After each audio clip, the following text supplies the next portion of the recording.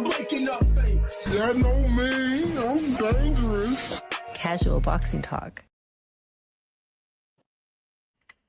Yo, what's good, man? We live. Scooter Powell, the casual boxing fan, aka the ghostwriter of boxing fan. Yo, I'm here. Zara Brooks Multimedia is asleep right now, so I'm bringing up my homie Kareem. Y'all remember Kareem from a few shows ago? Yo, what's good, my G? What's up, Scoop? Yeah. Still holding it down for you, baby. But we miss you, bro. So yo, man, I'm gonna put it like this, man. Like the video we about to see, I may not play it all because I don't want no channel strikes. I don't need no channel strikes, bruh. But I know I'm late to the party with this joint, and it just is what it is. We up all night. Salute the Millet Films, King. What's good, man? Larry Benson, my guy. What's good, fam? What's good, man? Yo, so I've been hearing about the Rajah Jackson incident for a couple weeks now, but I just ain't got the time to get around to it. It's been so much happening in boxing, right? So I finally seen the joint, and I'm like, God damn, right? So I don't know, bro. But now I'm about to watch a little bit longer version of it, and I just want to see what it worked like, man. I may not play the whole jump. I'm a prop in the beatdown. How many hits should we count, man? Because he was mopping the ring. They counted 20 hits. Let's cut it at 5, maybe. Yeah, maybe 3 or 5. Watch your pockets, bro. Watch your pockets, bro. Yeah. The body slam alone was vicious, right? Bro. And I put the viewer discretion advised on this joint. So there is viewer discretion advised, right? There is violence in this joint, and y'all have probably already seen it. All right, let's start, man. So Rampage Jackson's boy, man, and I'm gonna go on right here, right? I remember UFC 1, and I watched it.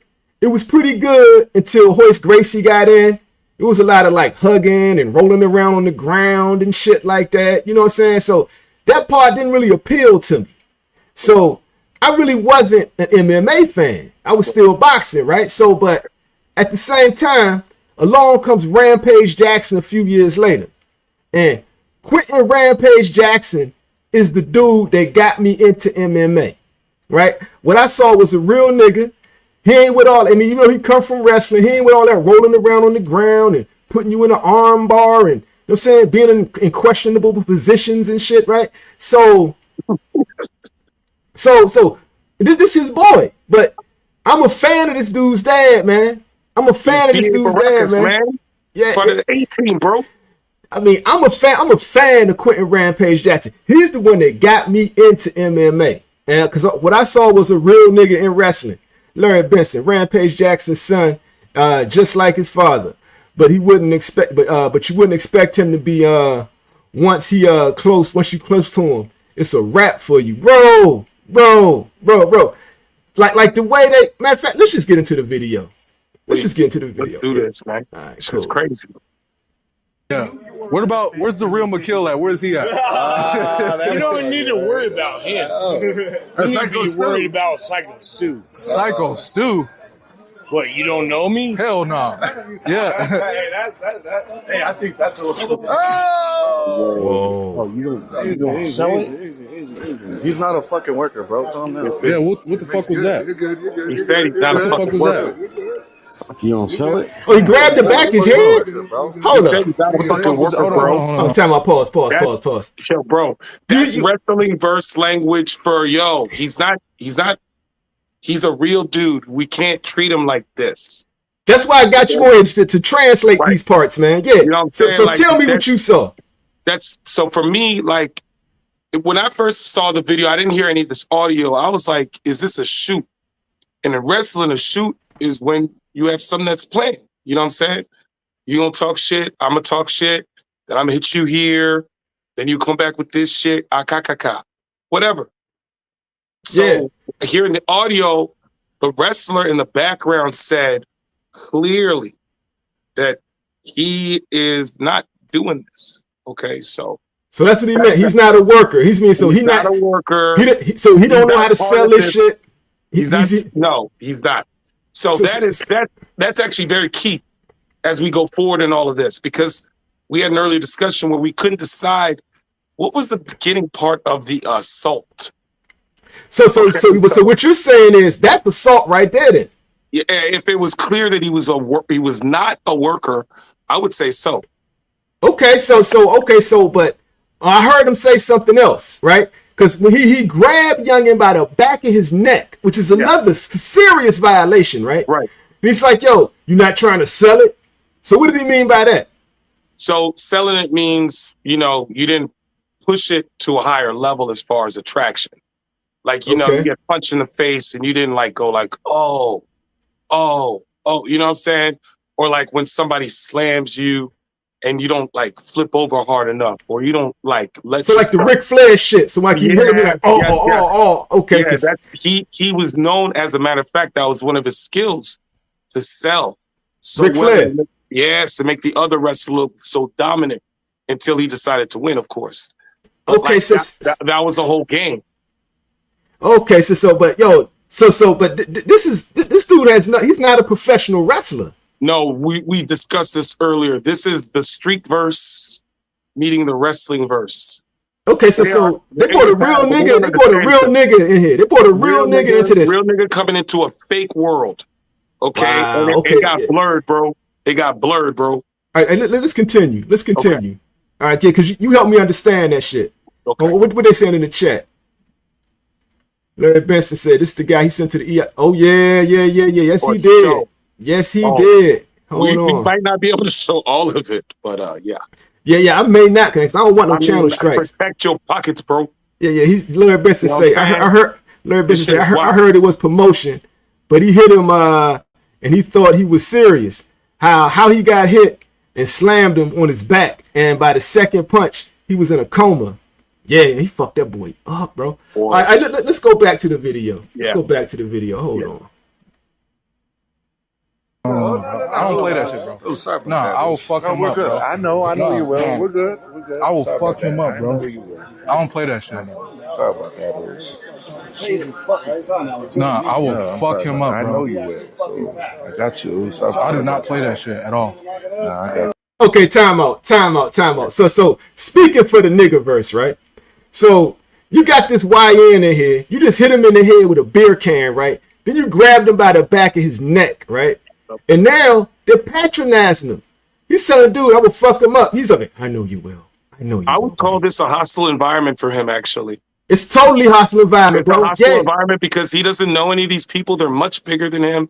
He's the only black kid there. He's the only black kid there, bro. And of course, if they think that maybe one person said he's not a worker, what are you doing? But other people thought, oh, no, it's a work.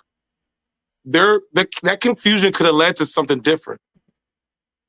Yo, salute the boxing with 2-4, man. You're patronizing him. You hold him like, I know he did, bro. I know you'll fuck him up, bro.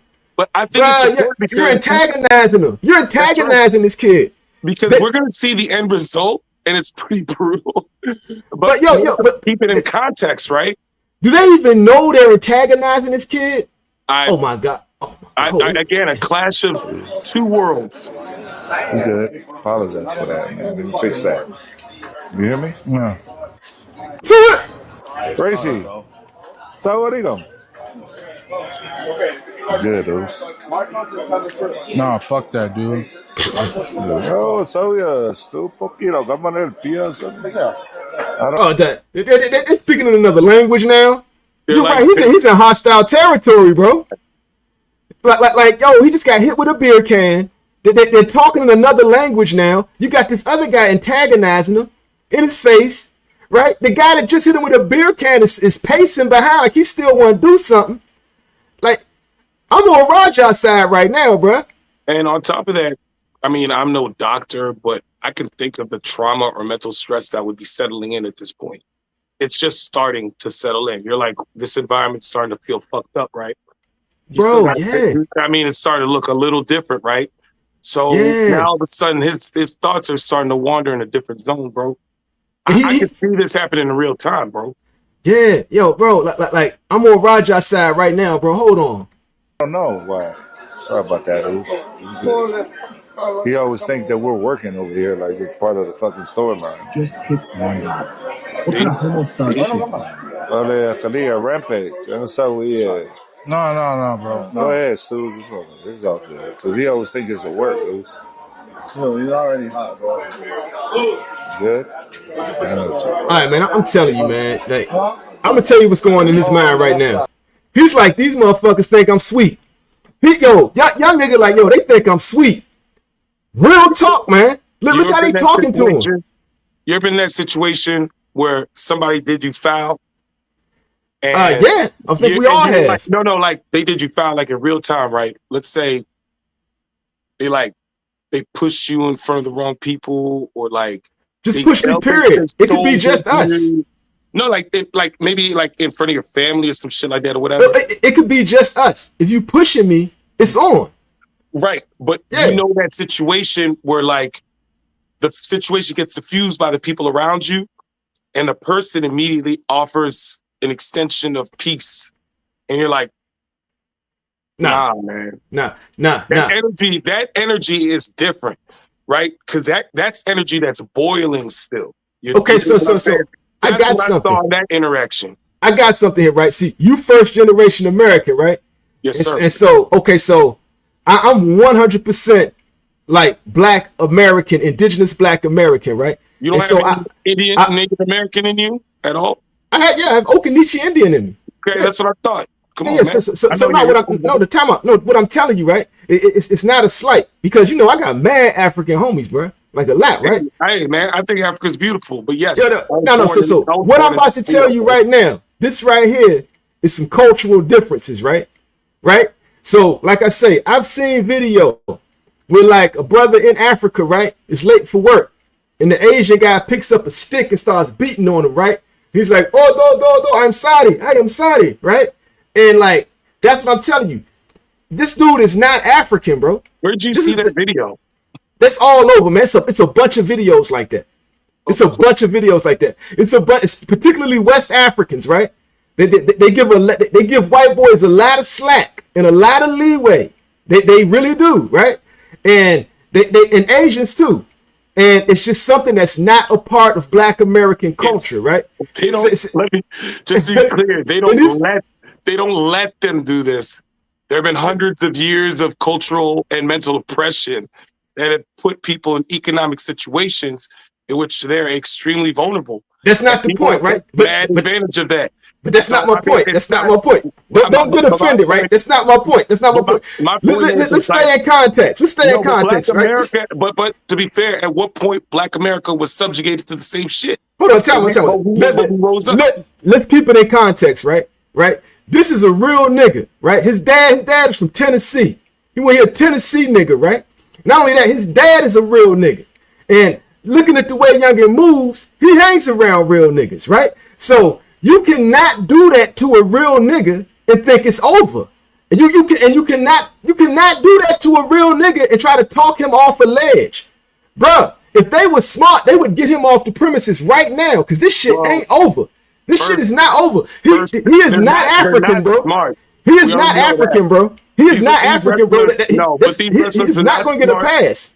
These wrestlers are not smart, and I would bet that they're not really culturally equated to anything Black. They're not used to dealing with real niggas. It's apparent. Like, you can tell by the style, like the way, like, and you got to understand, like, wrestling has always been a Southern bred entertainment business. Southern niggas don't play that shit. They don't play that shit. They don't know cultural diversity, any of that shit. Yo, that's where they come from, bro.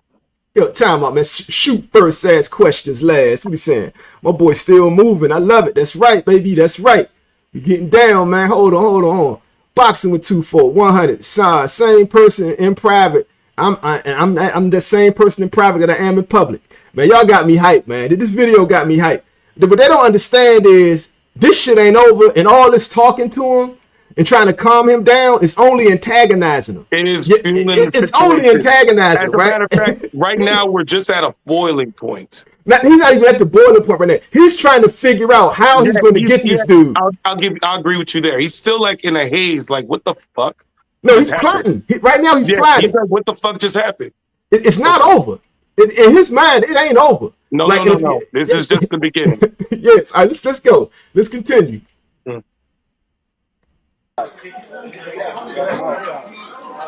So, now, dude. There you go. Oh, can you put that down, please?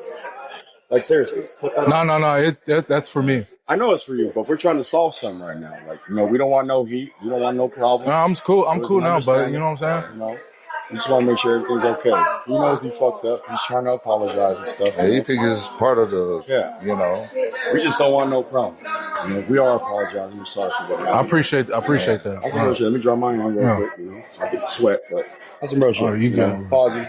Get out of hand sometimes with, working with stuff before wrestling stuff. So, he is very sick. So I understand where you're coming from. I'm a little hot right now, so let's go ahead. You know what's a good thing about this? Now I can make it something. Because I'm going to have you run in and fuck that motherfucker up in the mat. You ready for that? Yeah. Hell yeah. Talk to the president. Yeah, if you can do that for me, I'll be cool. Yeah. I got to say this, yeah, man. Let's do that. Honestly, have him run in. this is less about an apology, and this is more about protecting a lawsuit.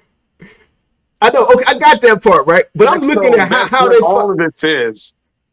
Look. So they really do think this nigga's sweet. They think this nigga's sweet, bro. We're about to find out. They just fucked around and they're about to find out. They're about to find out the hard way. So, time out. So let me run it down, man. He just got slapped in the face with a beer can, right? The dude immediately is still walking like he want to do something. Tried to grab him by the back of his neck, right?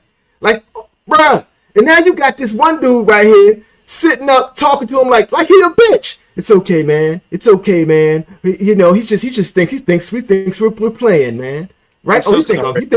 I'm so sorry, dude. It really we really didn't think it was gonna be that serious, dude. Yeah. We thought you were a bitch. We thought you were gonna sell it. We thought you would be okay with getting slapped with a beer can. Like, this is what's going through this young nigga mind right now, right? And then they coming around talking in a different language. So now he's really on like, hold on, what the fuck? You know what I'm saying? Like I said, they're surrounding him too. Like, they're all kind of closing in on him. They're closing in on him. They told him to put his camera down. They told his cameraman put the camera down. He just defended his cameraman like, no, that's for me.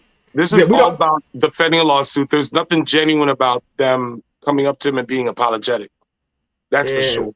That's real. He says that he ain't stupid, man. He ain't stupid. And then check this out. The cap off is we're gonna let you get in the ring with him and wrestle with him. You like that, wouldn't you? Like he a fanboy or something. This nigga is not a professional wrestler, bruh. Well, they gave him the option. Yeah, to calm him down. I mean, okay. They gave him the option. It's this wrestling company is liable, bro. This wrestling company is liable, bro. It's not him. That's what I'm saying. Like, I'm like, this whole sequence, I hope I hope people consider it after they see the end result, because that's a context of it all. Like, what is going through this nigga's mind, bro? Bro, right now, like you said, he's in hostile territory. His back's against the wall. He's surrounded by a bunch of guys who are bigger than him. He just got assaulted twice. And they're not people he recognizes. Yeah. They're not his people. They're not his people. Totally different cultural background. Yeah. And like you're right, they're speaking foreign languages around him. Yeah. It's like, bro, I feel for the kid right now, man. I feel for the kid, bro. At this point, if I didn't see the end results, I would feel for him. Because of what they know could be a legal charge or whatever, they have like a hive mind. They're all almost repeating the same shit to him.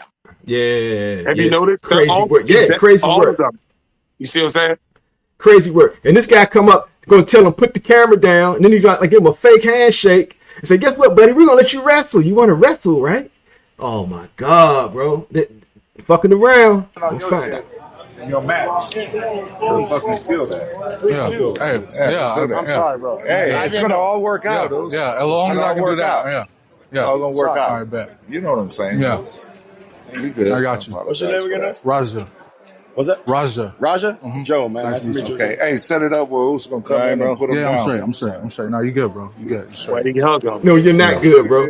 You're not good. You're not good. Oh, Make sure he get his. I appreciate it. I didn't know. I thought you were working. I didn't know. I get it.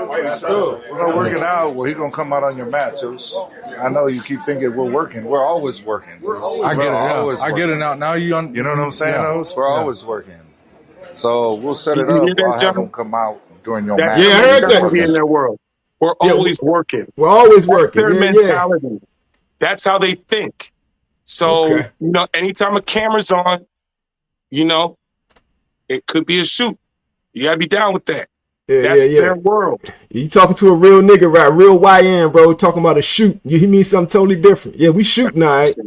We shooting, all right. We Made you about to look. see what shooting means in the streets. Seal the whole thing, and they will make something out of it. You know what I'm saying? All right. Well, now you just involved fucking Rampage himself, because that's his boy. No, he can handle it. Yeah, I can handle myself. Yeah, I can handle myself. Oh man, they saying we gonna get your dad now. Now they doubling down on him being a bitch. They don't even realize the cultural thing what they just done, man. They got their man fucked up. Like real talk. So if they were smart, they would have got him off of the premises immediately. Now, instead, they want to protect him. That's how they do. Instead, they're all trying to protect him, bro. It's like they formulated a hive mind. Ooh. They said you shouldn't have did that. He's gonna get his dad on you. Oh, bro, you heard what he said immediately. Nah, we don't need my dad. Like they don't speak YN. These motherfuckers, he's speaking YN to him right now. No, we don't need my dad. We got this. And I shake. Oh, it's all good. It's all good. Don't worry about it. Yeah. It's not over. It's bro. You don't need his dad. He handle his own shit. Yeah, I got my own shit. Yeah. Take him around, Oos. Rampage gonna come whoop your ass. You don't need his dad. He handle his own shit. Yeah, I got my own shit. Yeah. Take him around, Oos. Boom. Oh, still rapping. Boom. Y'all want to go chill out over there? Yeah. Yeah, we just start heat. Yeah. Then you have that up spot, right? It's like the opposite of the Justice League. Fucking brand new, like fresh brand new. I haven't heard that before. I was the same. I thought I was part of it. I wouldn't swing. No. What he thought was he was a pro. I just said. Yeah. Another thing is, even when we are working like that, you don't fucking, you know. That's what I'm saying. But he doesn't know him like that. You don't. He's a fucking idiot. Hey. So when you run in on his shit, you fucking give him his receipt. You remember what a receipt is? Give him that fucking receipt, bro. Tag his shit. Oh, he took that to heart. With it, I'll fucking run out there. Yeah, he took that to heart. He was given permission. Hey, bro, this young, he don't times. No jail time. Several times, bro. Don't put me on the jury. I'm not convicting. I'm not convicting, bro. If I see this, I'm not convicting. All this shit, man. If I was his lawyer, I'd be like, here's the evidence. Your Honor. Yeah, I mean, like, they told me to do it. I'm not a trained professional wrestler. They encouraged me. Real talk, bro. They encouraged me. Nobody warned him he was about to get assaulted when he came there, right? And then after the assault, you tell him it's okay. Remember, give him that. What does that mean, man? Because I think what I think it means, but you're the translator. What did this guy just tell him? The dude in the hat. What did he just tell him? You mean the dude with the cowboy hat and the chaps and the in the Daisy Duke song. Okay, that guy. Okay, he told him basically, once you get in the ring, you know, just get him back a little bit. But it was really like, so he said fuck him up, right? No, I wouldn't say fuck him up. I think that's how I interpret it. I just heard him say when you get in there, fuck him up. I would say in their world, the receipt is, yeah, you give him a hard knock. You do something a little tough. But okay, so salvation isn't what we're about to see. Hold on, but I think that's what they doesn't equal that. You sure? Because okay, so I mean, like what I just heard, a receipt could be, you know, a really hard punch. See, you speak your wrestling language, right? I don't speak that. I understand YN though. I can speak. I speak fluent YN. These are two different languages, two different cultures. They're getting blurred, bro. They're getting blurred. I speak fluent YN, right? So I'm gonna tell you what I heard. What I heard was get it back in the ring. We're gonna let you in the ring, get in there and fuck them up. That's what I heard. I think you heard the same thing. Yeah, I mean, that's what I heard, bro. You heard the exact same thing. Yep. So you just got greenlit. That's he got again. This is not the first time we've seen in this video that they gave their language, their wrestling language to him, and he's going to interpret it a different way. Go get your receipt. He just got greenlit. That sound like the green light to me. Go get your receipt. Okay, translate that to the screen. Shit, bro. I'll get it to hey. As long as I get my lick back, I'm straight. Whoa. I'm straight. Whoa. We're talking two different languages, bro. You said one thing in English, they heard Chinese. Where's Rikishi? Oh, did he just tell them what he was about to do? He said, "Where's Rikishi?" But even that, did he just tell Slim what he's about to do? Yes. In their world, he heard it differently. No jail time so far. So what I'm saying is like he got greenlit to do that shit. Again, in context, everything we're gonna see going forward, it's gonna be shocking. But this has been, we're kind of documenting exactly how this developed. He'll be here a little later. Okay. He's on the way. Cowboy walk. Hey, this is Roger, Rampage's son. Nice to meet you. Oh, what's up, man? I see you on TV. Oh, yeah. You too? Nice to meet you. He's talking to these guys. He's talking to these guys, but he's not talking to them. Rampage's son. He's talking to him, but he's not talking to him. This is so crazy. He's talking to them, but he's not talking to them. Bro, the only thing in his mind is how he's gonna fuck this dude up. Bro, that's all he's thinking about. And they gave him the green light. He got a white room in his head right now. Bro, they gave him the green light to do it though. Multiple times, I would say multiple times, bro. Let Bear know. Remember the guy that you saw coming in? Let him know. Here, I'll tell him right now. Hey, Bear. I didn't know that I cleared it with Reno to have him back there, so he cracked it inside and fucking hit me. So, I can't help it, bro. You see this nigga's face? Yeah. You see his ass? He doing this shit like, I want to fuck this nigga up, Reno said, let them have VIP as an apology for seeing. And they gave VIP to do that shit. Well, can they get any seating that's close? Hey, Exactly that. Bro, that boxing with 2-4. Boxing with 2-4. I like it, man. Lucky he ain't popped the truck on him, right? But because I think that's what they thinking they're keeping him from doing. But they just gave him the green light, bro. They tried to soften his ass up. They did the complete opposite, bro. Yo, they think he like 12 years old. Oh, wow, I get to wrestle. I get to play wrestling. No, nigga. I think it's so funny, actually. Every time he introduces this nigga, hey, this is Raja. This is Daniel's son. Me son. And you know what that means, though? Like, you can't just introduce him as a man. Like, you know what that means to him, though? But you know what he's hearing? This is he's Rampage son, little bitch ass. He's a little bitch ass nigga. They say like these bitch ass fanboys. They don't even know. They probably never even seen Rampage. They just know the name. That's it. Bro. It's some bullshit, bro. These guys are so fake, bro. Just like their Rampage don't raise soft kids, bro. Rampage ain't raising no punks. Rampage was shocked by this. Even Rampage was shocked by this, bro. Rampage ain't raising no punks, bro. Hold on, man. Let's let it ride. Let's ride it. Let's let it ride. Give me any kid. Man, get the fuck out of here,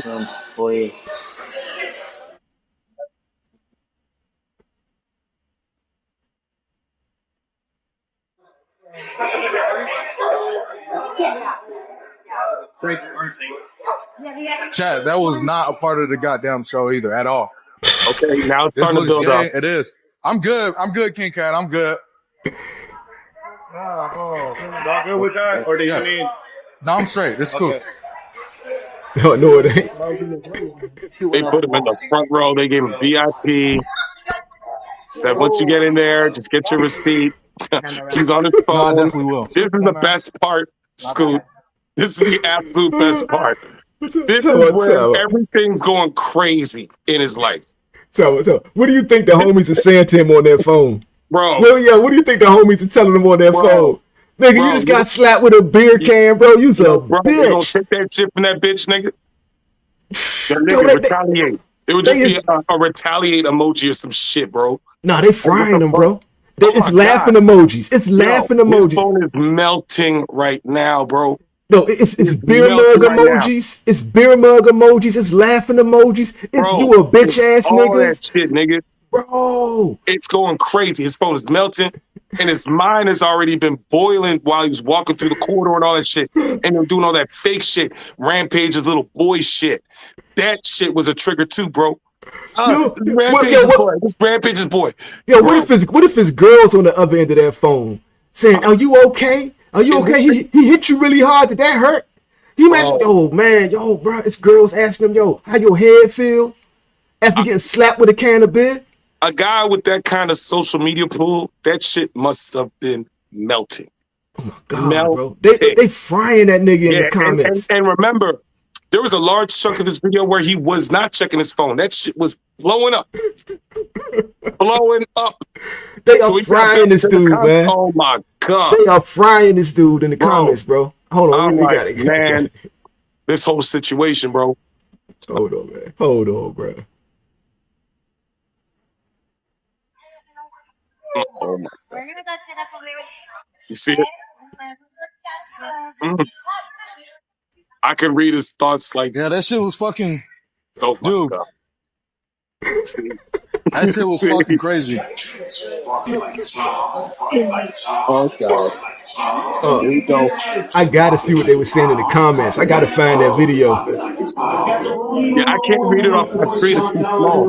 Oh no, it's our comments. Oh, it's our comments. Okay, it's lit. That's tight.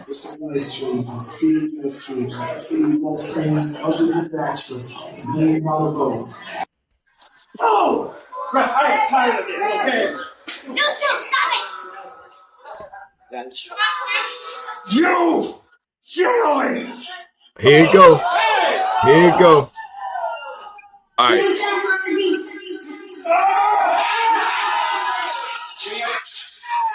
Bam. All right, time. Woo, I'm gonna stop it right here. I'm gonna stop it right here. Hold on. What's up? Now, I think if you are going to extend the video, I think he got knocked out cold right there. Yeah, his head bounced. His head bounced. Now, I want to go over this part. First, the way he slid in the ring. I mean, was that his first time ever doing it? That's crazy. I'm gonna show you something. I'm gonna show you what I saw, right? That was a pretty. I'm gonna show you what I saw as somebody who works in entertainment, right? But when he grabbed him, now this is the flip side of what we were talking about at the beginning of the video. Did that guy know that it was a shoot? Because the way he picked up, that dude's big, man. He let him pick him up. Yeah, he let him pick him up. He didn't let him put him down. Oh no! Now, that part, the finished part, I don't think. That shit was fucking crazy. Oh, right there. And you're right. He pointed out his tick when he rubbed his head. That's when you know he's already thinking about it. It's already happening. It's happening. Look at his face as he reads that phone. I know. If we had a better camera, maybe we see a vein popping out of his head. Oh, I'm tired of this. Okay. No, stop it. That's He took out his phone. He said, "You know what? Fuck that shit, bro." Okay, he just walks up. Uh-oh.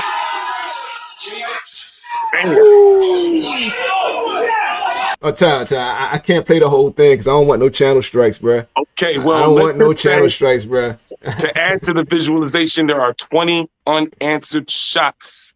Yeah, let's fast forward. Knocked on captures. Let's fast forward a little bit. Let's get to the part where the wrestlers are trying to break them up. Yeah, I think that in air quotes. There we go. All right, you saw big ass pink Ultimate Warrior. Let's see what else we got. I'm trying to get it just where I don't get no channel strikes. Let me see. That's a lot of dudes on them. That's what I'm saying, bro. There could have been a scenario where that could have gone way left. shit, man. Okay, this happens right after. Stop the shit, man. Yeah. Dude look pretty big. He can't handle him. They muted all those guys. He's full of rage right now. He's real. The They others are muted like, those. trying not to get hurt. Whoa. And that's a lot of people trying to hold him back, bro. Right. That's right. Again, another hostile environment. Now, they were careful not to hit him or anything, but, you know, there are scenarios where a gang of wrestlers could have just jumped his ass. Yeah. Chief Keef pulled up at the perfect time. Hell yeah. Woo. So, bro, look at that. Kids are crying. That's what I was about to say. You got families in there, bro. They're going to sue, too. They've been traumatized. Everybody's going to sue. The audience is going to sue. Bro. This is a disaster. Bruh, like honestly, man. I know his clicks are crazy right now, though. I wouldn't lock Youngin up for this. Y'all gonna think I'm crazy. I wouldn't lock Youngin up. It's gonna be a lot of white people mad at me. But bro, I mean, it would be hard to envision this not being a crazy court case. Even if you lock him up, 30 days max. 30 days max. I do have to stand by the fact that the environment is interesting because it's a wrestling event. I think the colors got blurred because both were speaking two different languages. And I mean that for real. Like, I think wrestlers would speak to him as if he understood what they were saying. Let me see what this nigga talking about. I want to hear what this nigga talking about. I want to hear what he's saying. Let's see.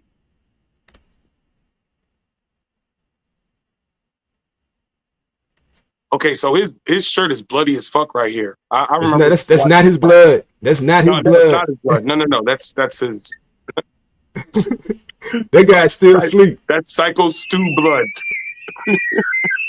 Somebody screaming? The fuck is that? I think it's feedback or something. Tired of motherfuckers playing with me, bro. Real shit. One of them a bitch and fucking bit me. I'm tired of everybody fucking playing with me and shit. Think I'm always playing and shit. Call me bitch and shit. Not no fucking bitch, bro. At the end of the day, I'm gonna stand up for my fucking self. Because I'm tired of everybody fucking playing with me, bro. Real shit. Wow. He just answered everything we were saying about the dad. This is that everybody playing with me to think I'm a bitch. I told you that had an impact, bro. They were all interested. Rampage said, I know the way it played in his mind, man. He's here trying to be in his own man, be in his own zone, doing his own thing. He's not even following his dad. I'm tired of everybody playing with me, son. They think I'm a bitch. Wow. This shit, the levels of escalation, bro. If he goes to jail, no more than 30 days. Man, we're leaving, man. We're walking away, bro. Let's not take it serious. Let's go. Come on, Roger. Let's go. Let's go, Roger. Let's go. Roger, let's go. Roger, I'm telling you, let's go. Listen to your homie, bro. Listen to me, Roger. You see the dude in the face paint. He trying to play tough now, right? He just want to hold him there for the cops. You didn't show that part of the video where that nigga was trying to break up the fight. That guy was like, and it made me laugh because, of course, you can't show that part of it because it was so explicit. But it looked like some of these wrestlers let that beating go on for a little bit. I think they were all in shock, bro. They must have been. They were all in shock, bro. They were not ready for that. It escalated so fast, and they could not. I don't know if they could see in real time how hard the hit to the canvas was. Yo, I think man, he got knocked out the moment he hit the canvas, bro. He was definitely knocked out the moment he hit the canvas, and the beat down that preceded was brutal. Yeah, right? And then he never, because I feel like he was knocked out because his arms were laid flat. He never came up to react to cover his face at all. He was done. You know, at some point, you take one hit, two hits, and you're like, oh shit, it's real. You know what I'm saying? Stick a fork in that nigga. Nah, he was out. Woo! He was out. Well, let me see what else we young talking about. Hold on. You need to listen to me right now, Roger. Let's go. I don't give a fuck. You guys trying to jump me and shit? Let's go. You ain't gonna do shit to me, bro. Let's go, Roger. You can't do shit to me. You can't fuck with me, bro. Roger, let's go. You can't fuck with me. Come on, let's go. Let's go. Let's go. Yeah, you chopper. Okay, so all right, yo. If Youngin got to go to jail, no more than 30 days. No more than 30 days I would give him. I don't know what California law is. I have no idea, but I would classify that as an assault. But it's in an arena, you know, you don't see brutality to that level, but you see it in hockey. No, that wasn't no hockey shit. I understand. It wasn't no hockey shit. But I mean, things he beat the shit out that boy. He beat the shit out that dude, man. I know. But things that happen in the context of a sport, you know, locker room fights, stuff like that. You don't report a locker room fight as an assault. Yo, bro, if that happened in the locker room, he would have died, Some bro. of them have been. Some of them have been. If that would have happened on a concrete locker room floor, that would have been a death. Oh my God. That's death, bro. That's death. Oh my God. Like, now, real the problem talk. is, where the lawsuits occur here is the liability, obviously, for the wrestling promotion. Obviously, the assault that came at the end, and all the fans that did not pay to see that shit. Yo, Anthony Robinson, Black Americans are world champion, fast and world champion fighters. 60 day in, that's cool. Like, yeah, give him 60 days time. 60 days. Yeah, give him 60 days for it. Like, if you gotta lock him up, right? And he gonna be good when he get inside. Ain't nothing gonna happen to that younger inside. There's a possibility he may not get locked up for this. Exactly. There's a possibility first he may defense. not. I don't know California law. I'm not a lawyer. I don't know any of that. But I would say if you looked at the video from start to finish, the aggravated assault came first on Psycho Stu's hand. Younger wasn't ready for that. All of his people around him realized what he did, and they tried to protect him. But my man, Raja, was by himself. The hostility that built around him, the time they had to think about it, the green light he was given to go to the ring, sit front row, and have access to the ring. I got to say, one of the most surprising parts is Raja's pretty strong, bro. He lifted that nigga up. That's Rampage boy, man. He lifted that nigga up. Like it's in his DNA. Up. And that was genetics. Bah. Yo, that's how his dad got famous. He was fighting some BJJ guy, and dude had him in a lock. He picked him up and slammed him the same way and put him to sleep. I was a Rampage Jackson fan, bro. Anthony Robinson said give him 30 days. Real talk. If he gotta go to jail, I'm saying 30 days too, bro. Like if he gotta go, but honestly, man, like I wouldn't be mad if he don't go. I wouldn't be mad if he don't go. He does not. I don't know what California law does. I don't know what they do to our brothers over there, man. But I would say after everything I saw, man, shit, man, he left himself open to that attack. I would call that self-defense to a certain degree. It was just delayed. Either way, right? He got assaulted, so that wrestling company is going to get sued, man. This can go either way. I mean, it can go both ways. Even it could go. Maybe he does 30 days and he still wins a civil suit. Yeah, but I can't see locking that boy up for years for that, man. I would not. I mean, hopefully. In New York, didn't the white boy just get away with killing a brother on the subway? He choked a black man to death. Man, he got off scot-free. Yep. Yeah, so like I wouldn't be mad if Younger don't get locked up for that. As a matter of fact, he was championed for it. As far as I can see, Raja Jackson is the victim, in my opinion. The way it was building up, yes. And again, he was alone. So he had to do something to feel protected. Now, again, Raja showed... Let me tell you Anthony Robinson, so disturbing the peace. Listen, I got to say, his judgment was pretty... It went up and down throughout this whole process. But you know what I mean? It's so funny. What if he reacted in the parking lot? I ain't mad at him, bro. I ain't mad. What if he reacted in the parking lot, though? He reacted in the parking lot, no jail time. Complete self-defense. It would have been, but it could have been crazy. It could have been crazy, man. But not only that, right? They told him to go get your receipt. They told him. They said, we're going to give you VIP to go in there and make sure you make them fill it. Bro. I would say no jail time, honestly, bro. We saw that develop. They were telling him it was okay. And again, they're talking their wrestling language. He's hearing that street language.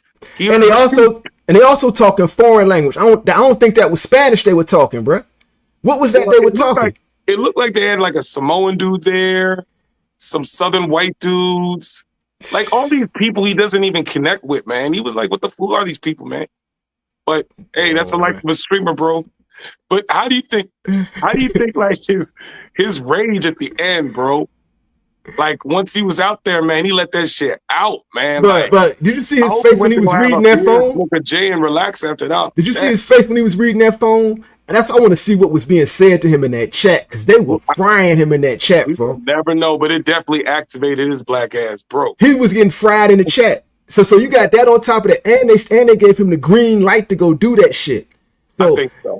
Yeah, Younger does not deserve no years in jail for that shit. I'm sorry, man. Y'all can hate me if y'all want. Hey, Scoot, like, man, we saw it develop from start to finish, bro. what was he supposed to think or do? And considering he's a streamer, his phone was melting, bro.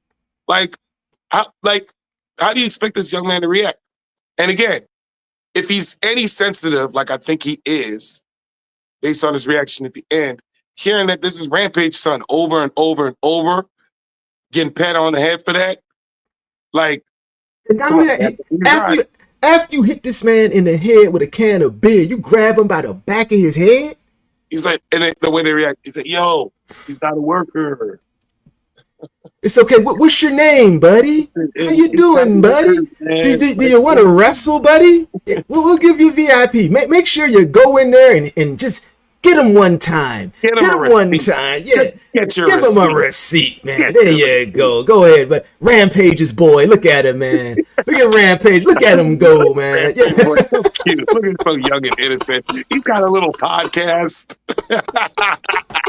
Get your little bitch ass on there. It's not like you can hurt him. Give him your best shot. That shit was so funny, bro. Yo, and fuck around and find out. I mean, listen.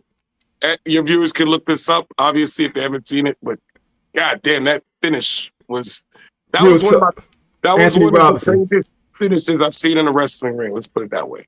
A few days in county, I'm good with that too, bro. If he gotta go to jail, anything longer than 30 days is cool and unusual. If I were the judge, I'd say no jail time. Real talk, bro. Yeah. I wouldn't lock him up at all, bro. Service or some shit, anger management. You know? Oh yeah, put that nigga in the halfway house. You go to the halfway house for like a couple weeks. Some anger management. Oh, that would be my sentence for him. I ain't mad at Youngin, man. Bro, I ain't mad at Youngin at all, bro. I saw what was developing in that young man's head. You know, I'm not gonna lie. I can feel his energy. So I challenge anybody in his position that got slapped in the face with a can of beer, right? And then he grabs you by the back of your head, and then you got all these motherfuckers patronizing you, right? And then treating you like you a bitch. By Psycho Stu, who looks like a Klansman, who was wearing a Blue Lives Matter shirt. Like a Klansman. He was wearing a Blue Lives Matter shirt. I mean, come on, man. He was piecing so many things together in such a short period of time. Real talk. And this is a young dude too, man. This is like a real young dude, man. And anything I think he held his cool. I give him props for holding his cool that long. But his judgment is wild. If he had reacted in the parking lot, that shit could have gone crazy, bro. No, he was like, "It's all good. It's all good. Oh, I can get my lick back. Give him a receipt. Okay, I got receipts. Yeah. And again, the other part, if they decide to jump him in the ring, what if they overreact? They did jump him in the ring. No, they were just kind of holding him back. He was having more strength on them. One of them dudes bit him. Holding him down. One of them dudes bit him. What? That's what he said. One of them dudes bit him, bro. Oh, you said that? Yeah. Anthony Robinson a fine. Sent him to the halfway house for 2 weeks. Yeah, bro. Come on, man. We need more black judges for sure. Yeah. If he was white, he wouldn't go to jail. I don't think he would go to jail if he was white, bro. Like, what if it was a white podcaster? He wouldn't go to jail for that. That's what I'm saying. Like, this situation is so murky, man. Yeah. Just the way it started, how circumstantial it was, the context of it. It's just, all of it is bad. And again, like, you look at it, even if you're judging it like from a jury pool, you would have to understand why he did what he did. Say what? Oh no, you were freezing up for a minute. What you were saying? I was saying, even if you're in a jury pool, for instance, and you watch the entirety of the video like we did, you would understand why he came to that conclusion. Would you have agreed with it? Maybe most would say, hey, man, that was way too aggressive. But you would at least understand his line of thought and how he got there, basically. Bro. Is what my argument would be a little bit. Bro, if they don't want me on the jury, because I'm going not guilty, I would hang the jury if I could. I already said it. I already said I prefer not to give him jail time for this. I think the wrestling promotion is more culpable in this, in my opinion. That's the guilty party right there, bro. For me, from the way I saw it build out. 201 popular in Memphis County, 2 weeks. Anthony Robinson, you wild, homie. Yo, give him 30 days, 29 times served. 29 of those days time served. Let him check in. Yeah, let him do his time on the weekends. You get to check in on the weekends. You know what I'm saying? How you want to do it, man? You can come in. You can come in every weekend. You know what I'm saying? 30 days. Hell yeah, Larry Benson, he got him spooked. Hey, is there anybody in the chat that would lock this young man up for years? Is there? Because I've been seeing shit, man, online. It's like, yo, need to throw him under the jail. I disagree with locking this dude up for real, bro. Like facts. Real talk. Anthony Robinson, I'm letting him go though. Real talk, man. Boom. Don't let him see his phone. That was the real trigger, bro. Real talk. That shit turned him Super Saiyan, bro. It's real talk. Yo, if they were smart, if it was some black people in charge of the situation, they would have been like, all right, man, don't even look at the phone real quick. Young, like for real, just go and get off, man. Just let it go. Get him up out of here. Separate these niggas immediately, bro. He couldn't avoid it. Even if that shit was on vibrate, his legs started burning, bro. You had to get him out of there immediately, bro. The last thing you do is let him get in there and get a receipt.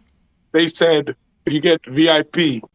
You can sit in the front row and you can jump in the ring whenever you want to. And make sure he feels it. You know what I'm saying? Give him a receipt. Sure.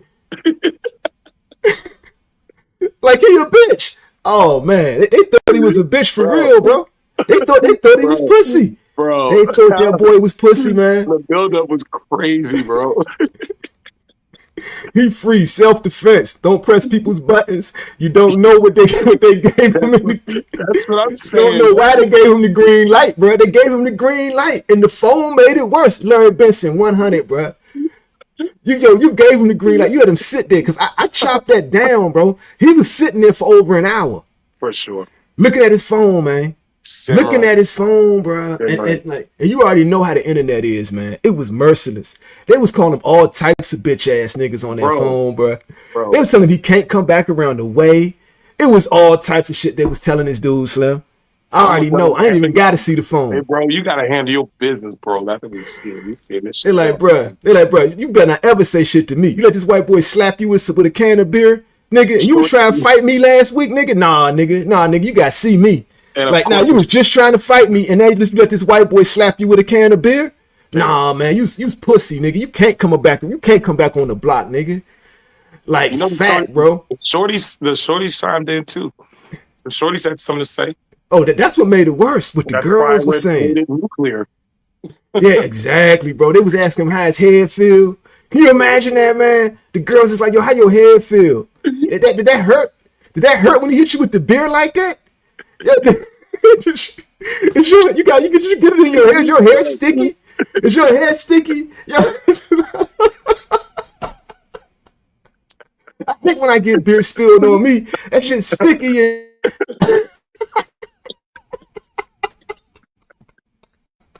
Oh man, I gotta find shit. I want to see what they was saying to this nigga in the chat, bro. I gotta see that shit, man. That alone, because you right before he got into the ring, he was cooking, man. He was cooking. That nigga's face was just like, He was leaning forward. He wasn't sitting back. He was rocking like this. Yeah, bro. It was all bad. Yeah. Yo, the people his wrestling homies set him up, bro. Well, there's his wrestling homies set that up, bro. Although they tried to protect him outside in the parking lot, obviously I think lawsuit was looming over everybody's head. But when he got slammed like that, I didn't really see niggas rush to his support. Did you notice? Because they was all like, God damn. Right? God damn. He grounding and pounding this nigga, man. How you let him get 20 shots off? How you let him get 20 shots off? Any homie? Raise your hand, man. Jump in that motherfucker, man. Damn. This nigga's killing him. You don't got a single homie in the room, bro? You've been on the road with niggas all these years and shit. They said he was choking on his teeth. They said he was choking on his own teeth, bro. He said he woke up 3 days later, man. Like no teeth. What about the cowboy with the chaps? He didn't that have motherfucker was laughing. He was laughing because he the one that gave him the green light.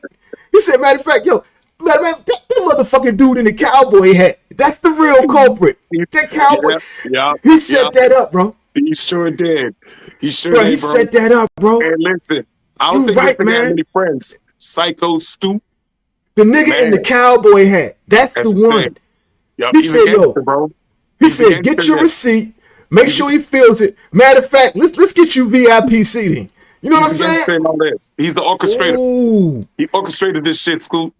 And now he gonna sit back and be shocked. Oh, it was violent, man. They're prone to violence. They're prone to violence. That's right, these guys, low IQs, prone to violence. You know what I'm saying? If anyone should do jail time, it's him. He aggravated the entire situation. He lit it up.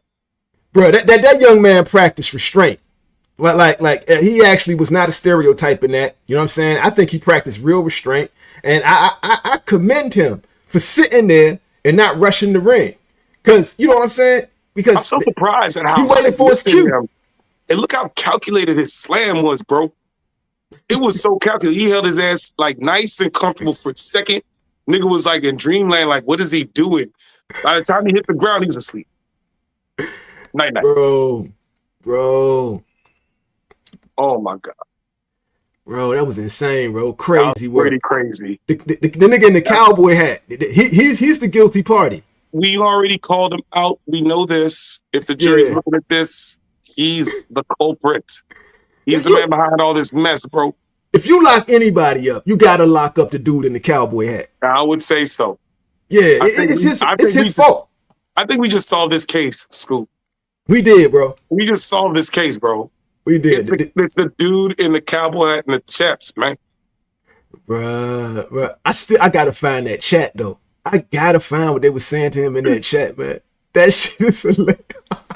You know, if we can get a link to his page, maybe we might be able to see what they were saying. I can find it. I'm gonna find it. I'll be finding anything I need online. I will find that shit, bro. You gotta find it before they delete that shit, bro. It's just been circulating for like 2 weeks. I know we late. I should have been checked this out, man. It's been in my stream. I've been ignoring it, and then I didn't really look at it till I realized that was Rampage Jackson's boy.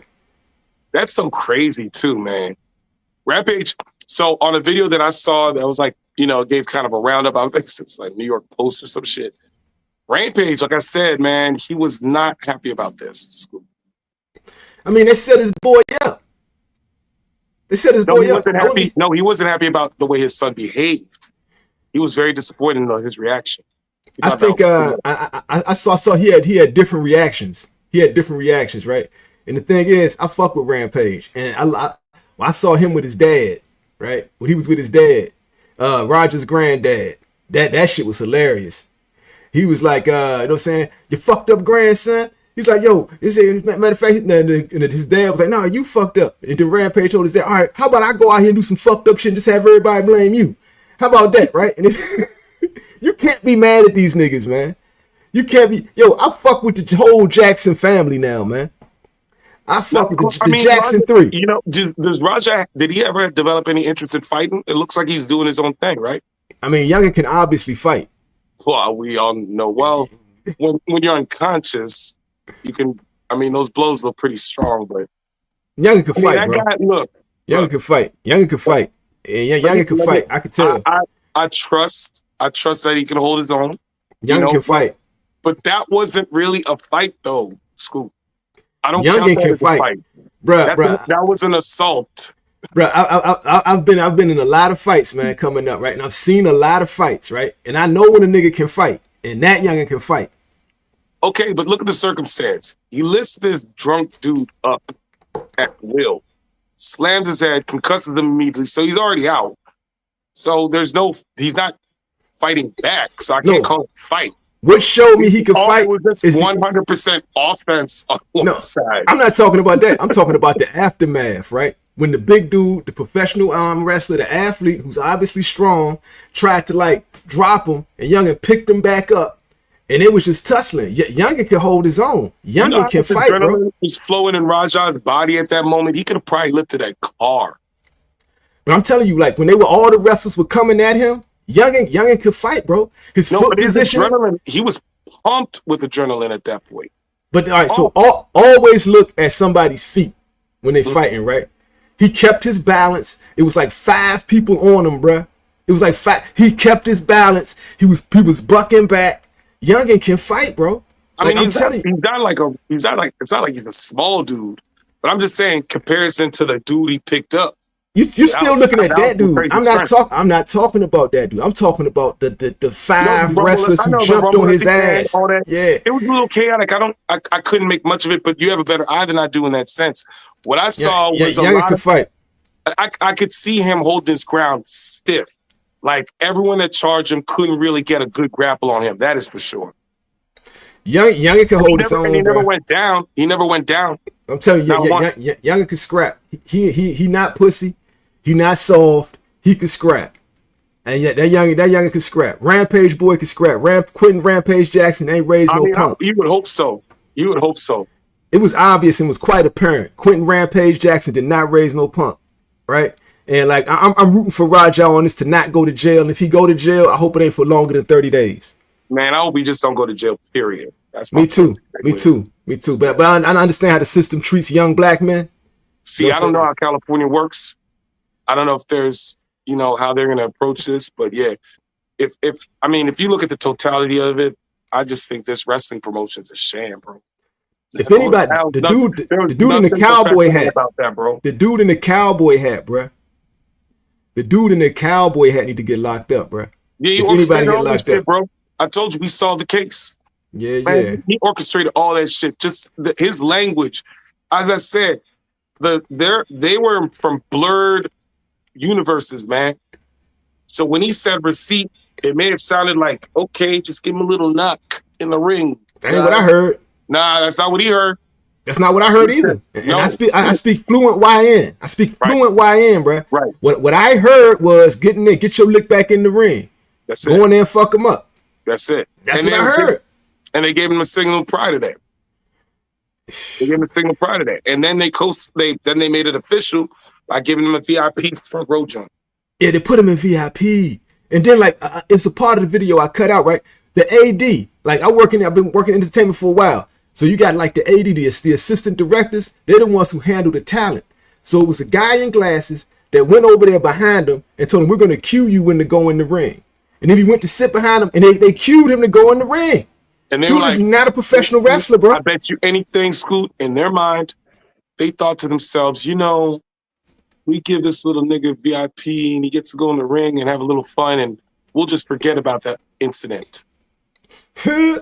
Yeah, you know what I'm saying? Yeah. He's Rampage Jackson's boy. Bro. He's a celebrity kid. He's soft. He's pussy. What can he do to this big wrestling guy? It's nothing. He's not going to hurt him.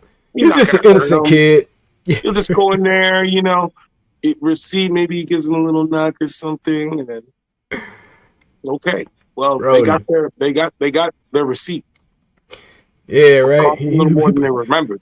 He bought several receipts, and he knocked dude's teeth clean out his mouth. They said dude was choking on his teeth. Dude was choking on his teeth, bruh. He probably woke up in the ambulance. Now he woke up 3 days later. Oh man, he woke up in the hospital. He woke up in a hospital bed with no memory of anything. Yeah, as soon as he hit the ground, I think he was concussed. Severely and then concussed. The blow started landing, and my man saw that it was open season. He got as many shots in as possible, bro. People gonna be mad at me, man. Yo, all my white friends. Hey, y'all had to be mad at me. Like y'all got to be mad at me. Yo, my white friends gonna have to be mad at me. Like we never. Hey, this. I wouldn't lock Youngin up. I wouldn't lock Youngin up. Honestly, I wouldn't do it. No, I wouldn't do it. Me neither. I wouldn't lock him up, bro. Lock him up. I mean, okay, if he needs any type of punishment, like you say, anger management. I think he needs some anger management. Yeah, I would definitely suggest that. Yo, matter of fact, you really want to punish him like no social media for 60 days. No social media for 60 days. Him on social media probation. Oh my God, bro, he would crumble with that shit. He'd be like, no, send me to jail 30 days. I'll take 30 days. I'll take 30 days. You right? He would take the jail time over losing his social media because he like, yo, I'm just picking up traction. For 2 months. He be like, shit, I'm just picking up traction. What the fuck you mean no social media? Like, nigga, I'd rather do my time. Right? he would beg for time. He turned to his lawyer. Can I do 30 days? Can you get 30 days? Motion for 30 days. Man, our world is totally flipped. Everything's different now, bro. And I'm gonna tell you, man, that's just another example of how we are not Africans, man. Like Black Americans are not Africans, bro. An African would have let that slide, bro. Okay, I am an African brother would have let. There's a higher percentage of Africans that would have let that slide. I'm an African American. First generation African American, bro. I would never let that shit slide because you came up around real niggas. Nah, honestly, I would have gotten into an altercation. If you really know Africans, actually, that would have popped off in a parking lot. Nah, Jamaicans maybe, but not Africans. Not all Africans. I'm telling you, man. You got a lot of. I know a lot of Africans, bro, and there's a lot of Africans. You need to take a tour like Nigeria and Cameroon and Senegal. I know a lot. I know a lot of West Africans, especially, bro. There were a lot of West Africans that would have let that slide simply because he was a white man. Simply because he was a white man. But I know more than you, bro. No. What about the Jamaicans? Matter of fact, that would have popped off in the parking lot, bro. Yeah, it would have went like this. If it was a West African, you would have like, ah! You would have went, ah! You would have went, ah! Oh my God, bro. He probably would have flared at him. They would have grabbed him. It would have been over, right? With a YN, it ain't over. Like, there's always the danger of a YN popping a trunk on your ass. That's some real shit. No, but again, you would expect him to have reacted on the spot. No. With a YN, so like, that shit is not over, bro. Like, real talk. There's a real danger of a YN popping a trunk on your ass. Like, that's some real shit. Like, so I'm telling you, bro. So the Africans that I know that wouldn't have taken that shit, they don't have jobs. So they would have never been subject to. You got these brothers with these real. They got a lot. They got a lot of bass in their voice, right? They got a lot of bass in their voice until something happened. Then they get that high pitch. Nah, the Africans I'm talking about that shit. Nah, the Africans how do you do that shit? The ones I'm talking about, they don't have jobs, bro. They don't have jobs. They're doing some other things. Real talk. I know a lot of African brothers. They would not want to lose their green card. You know what I'm saying? It's a lot of shit they would have thought about. It's a white man. You can't be up here beating up white people. You cannot be up here assaulting white people. Okay, I'll flip it on you. I'm just keeping it real. Keeping it real. You would never see an African at that redneck ass wrestling academy. Bullshit. No, bullshit. You would not. Bullshit. You would not. Bullshit. You bullshit. I want my podcast. I am streaming in Lagos right now. I am at Knox Wrestling. I am here with. Was that in California or was it in Tennessee? Here, bro, that would never happen. Yes, it would, bro. Yes, it would. Only YNs at a podcast will tread in those words. All right, so a South African is different. Have you ever heard of Knox Wrestling?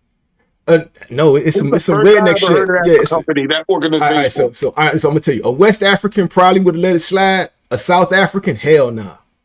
South African would have grabbed the cutlass. South African would have grabbed the cutlass. No fucking African would be there. Yeah, nah, bro. No. But it's a few African brothers I know. For the African, that is the YN scenario with a. I'm telling you, from my experience, right? So everything, like what the fuck? It'll probably be like the first generation. It'll be the first generation Americans, second generation Americans. So the more generations there are in America, the less likelihood they'll let it slide, right? But if it's somebody who's just over here, he gonna let it slide. We are not Africans, bro. We are not Africans, bro. We're not Africans. If it's someone with a precarious green card scenario, he's not in it. He definitely doesn't have a podcast. He's not broadcasting his life if he's trying to get his paper right. Yeah, that's not how we operate, bro. You never know, bro. He's not. That wouldn't even be a scenario. I'm seeing my West African brother. I like your scenario. Nah, that's real shit. I know you really like that. You like sharing that. Yeah, like I know you like sharing. If Yeah, you really do you Africans, lower the decibel. I know you can do the scream. I know you can do the scream. You can do the scream.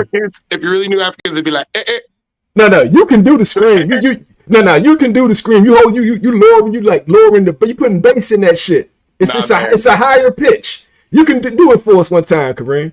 I'm not fucking doing that shit. Fuck you. You fucking. Fuck you. Yo, niggas in the chat know the Africans, like first generation, it depends. It's a higher probability they might not let it slide, right? But that's why my favorite Africans are the South Africans, because they just don't give a fuck. The South Africans are, send me back. You know what I'm saying? They will fuck you up. It's something different about them. It's something different because they dealt with the level of white supremacy that we dealt with in America.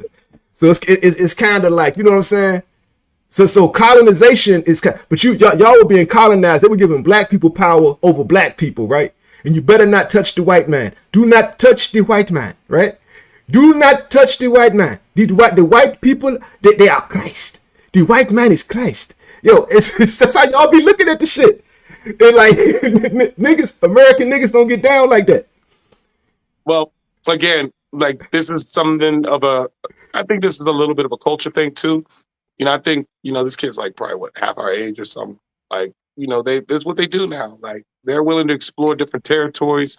They're a little more ambitious and brave.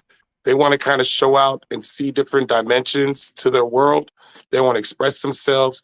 I don't blame him for that. I mean, I think that's cool. I think that it's great that they have this opportunity to go and do that. But I will say this was a classic example of two worlds merging. This guy was how they do that? How they do the high pitch scream? I can't even do that shit. What's that? Scoop.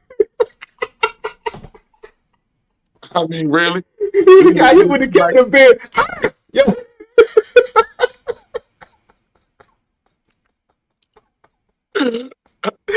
Oh shit.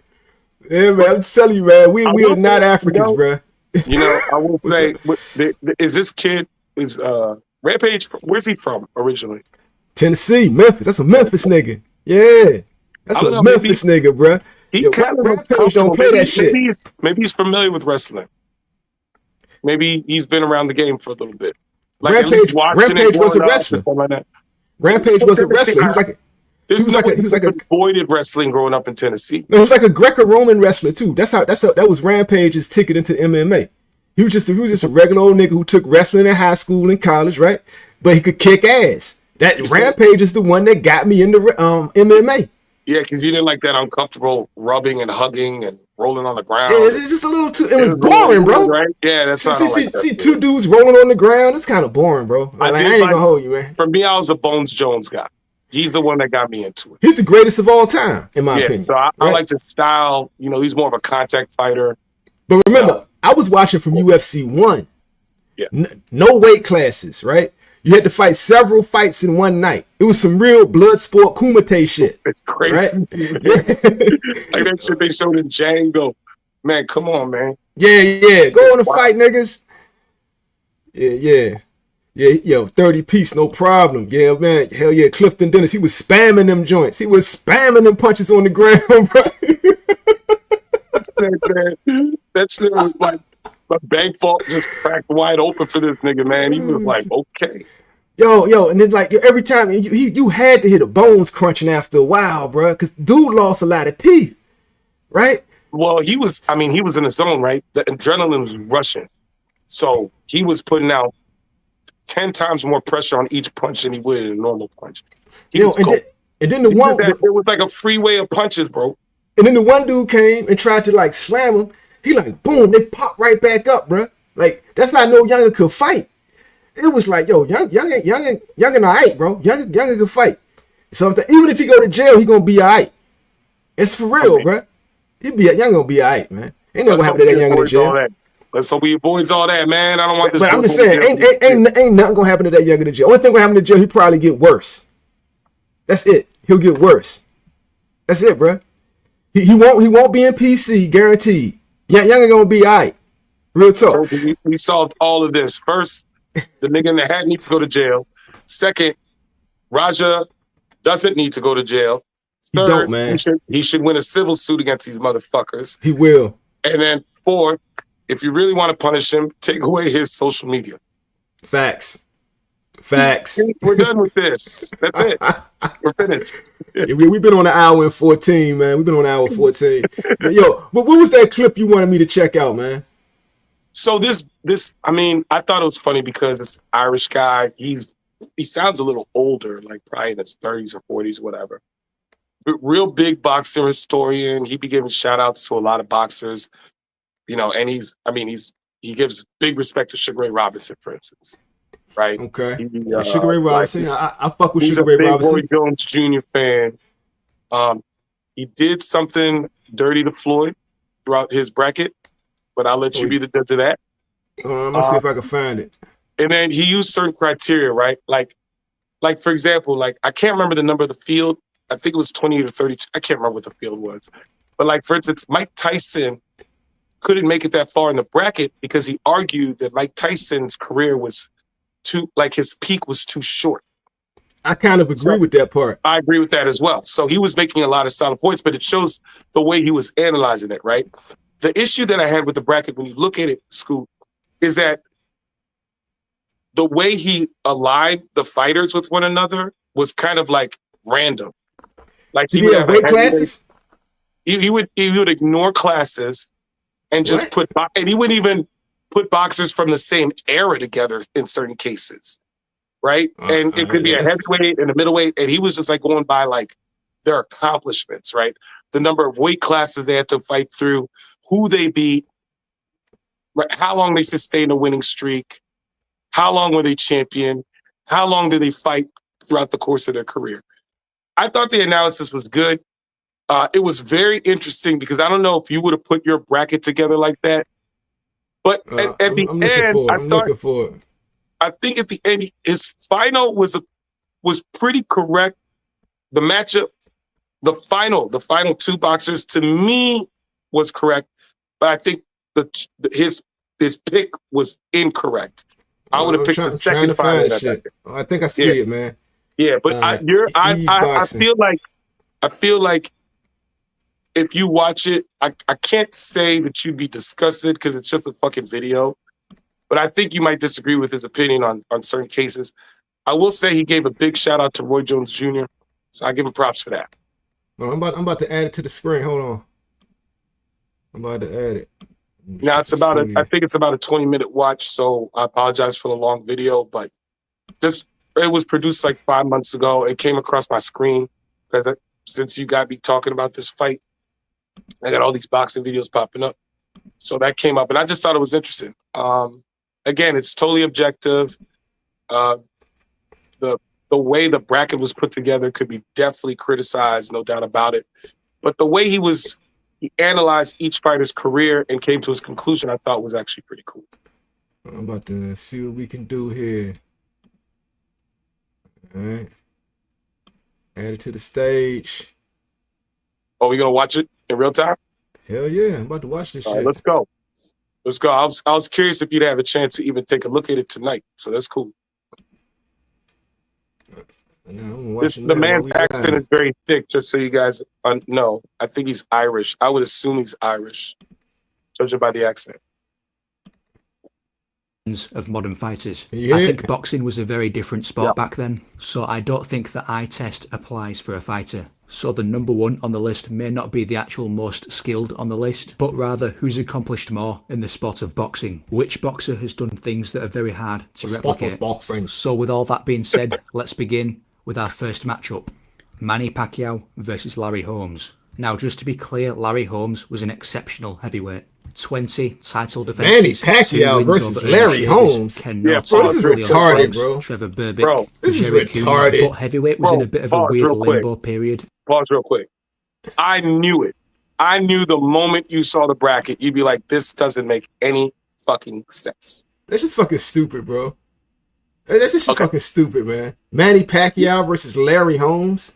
Listen to the way he rates them together. Listen to his logic. This is pretty interesting. It's weird. All right, man. This dude got 3 minutes. I'm giving this motherfucker that's 3 minutes, man. After Ali and before Mike Tyson. So I don't think Holmes' era was as good as it was before and after his era. And also Manny Pacquiao, 8 division champion, is a ridiculous achievement. And as we'll find, it's a very hard thing to top. And for that reason, Pacquiao is going over Larry Holmes. Our next matchup is Julio Cesar Chavez versus Alexander Usyk. Now, I'm aware that Usyk has not retired yet, so he how do you randomly like put Pacquiao's career versus Larry Holmes' career? Why don't you match it with someone in his class? I can't watch this, man. I'm sorry, I can't watch it, man. It's already making me mad, bro. Yeah, trash. It's just trash, bro. So I can't watch that shit. When you put like all the greatest fighters together, how do you rate them? How do you put them together? You gotta do it in weight classes, man, or do it. So basically, heavyweights are their own, and then you do a pound for pound. So if you don't want to do all the weight classes, which would be the most fair way to do it, you do pound for pound, right? So if we were going to go, so this is how I personally do it. This is how the OGs taught me. Heavyweights, you rate them like, so my top 5 heavyweights would be Jack Johnson, Muhammad Ali, you know what I'm saying? Just like going in there, pound for pound. Number 1, Floyd Mayweather Jr., you know, Sugar Ray Leonard, you know, Sugar Ray Robinson, Marvin Hagler. You know, I just going on shit like that, right? And that's just off the top of my dome, right? But yeah, that was the most retarded shit I ever heard. I don't even understand how you can classify people in those brackets together like that. And it was like at random. Like, how do you? I don't understand. Like, there was one matchup was crazy. It was like Muhammad Ali versus Felix Trinidad. Stupid. I was like, what are we doing? It's just stupid. Anyway. Bro. Yeah, Anthony Robinson. Mike Tyson was 20 years old, heavyweight champion. Stop the nonsense. Mike Tyson was a beast. Yeah. Now, what I was saying about Mike Tyson, let me clarify this, right? You got Kid Dynamite, who is the best version of Mike Tyson, right? That's the Mike Tyson, like fresh with custom auto pass. He's still with Kevin Rooney, and he nice, right? But then you get Iron Mike Tyson. He's the one partying with Bobby Brown. You know what I'm saying? Marion Robin Givens, influenced by Don King. He's not as good as Kid Dynamite. I'm sorry, he's not though. Anthony Robinson, he's not, right? And then you got the Mike Tyson that went to prison, you know what I'm saying, and came home, and he wasn't as good as either one of them two.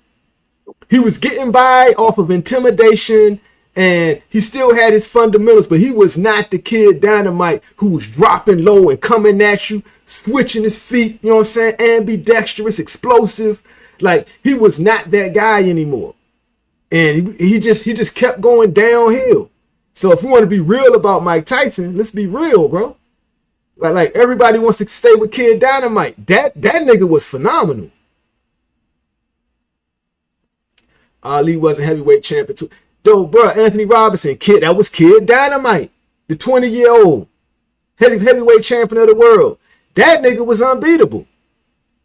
That nigga was unbeatable, son. How do you rate Sugar Ray Robinson? And is there like how many people did he fight per year? Sugar Ray Robinson, but Sugar Ray Robinson is one of the GOATs in my opinion, right? I just don't have him as the best. In my opinion, Floyd Mayweather Jr. is the greatest fighter of all time on a pound for pound list. Like, bar none. I don't think any one of them come close to Floyd Mayweather Jr. That's just my opinion, right? I will put Sugar Ray Robinson in my top 5. Somewhere between there. I put Sugar Ray Robinson on Mount Rushmore. I think he's top 4. I couldn't argue that. He's in my top 5. So he could be there. You know what I'm saying? His reign was, 14 years straight defending the title? Yeah, Sugar Ray Robinson was a bad man. I ain't going to hate on that. But I'm just saying, like I can't put him over Floyd. I can't put him over Sugar Ray Leonard. You know? Super Sugar Ray Robinson. Yeah, invented pound for pound. Yeah, Sugar Ray Robinson was that guy. I just said he in the top 5, my G. Yeah, but I put him to Mount Rushmore, and I don't know if either one of those other two are in Mount Rushmore. Floyd Mayweather Jr. is not on Mount Rushmore? Who you putting over him? Who you putting over Floyd? Ali for sure. Floyd might make the cut. I'm not gonna lie, but Ali for sure. Pound for pound, not heavyweight. I mean, Roy Jones Jr. is the first that comes to mind. I mean, when he was peaking, he was one of the best boxers I've ever seen in my life. Yeah, I agree. Athletically, he was the greatest. He was athletically gifted. Not only not only was he a gifted boxer, but he put on a motherfucking show. He put on a show, man. You got your money's worth every time that nigga. Yeah, he was athletically gifted. Roy Jones was a beast, right? But what happened? So what happened when he lost his athleticism, though? See, that's the thing. It's interesting because I love to hear your perspective on this. How do you rate a boxer? Do you look at their longevity and their career record, or do you say the period of dominance when they peaked is what you are most interested in? Okay, so I'm gonna tell you why I put Floyd over Roy Jones, right?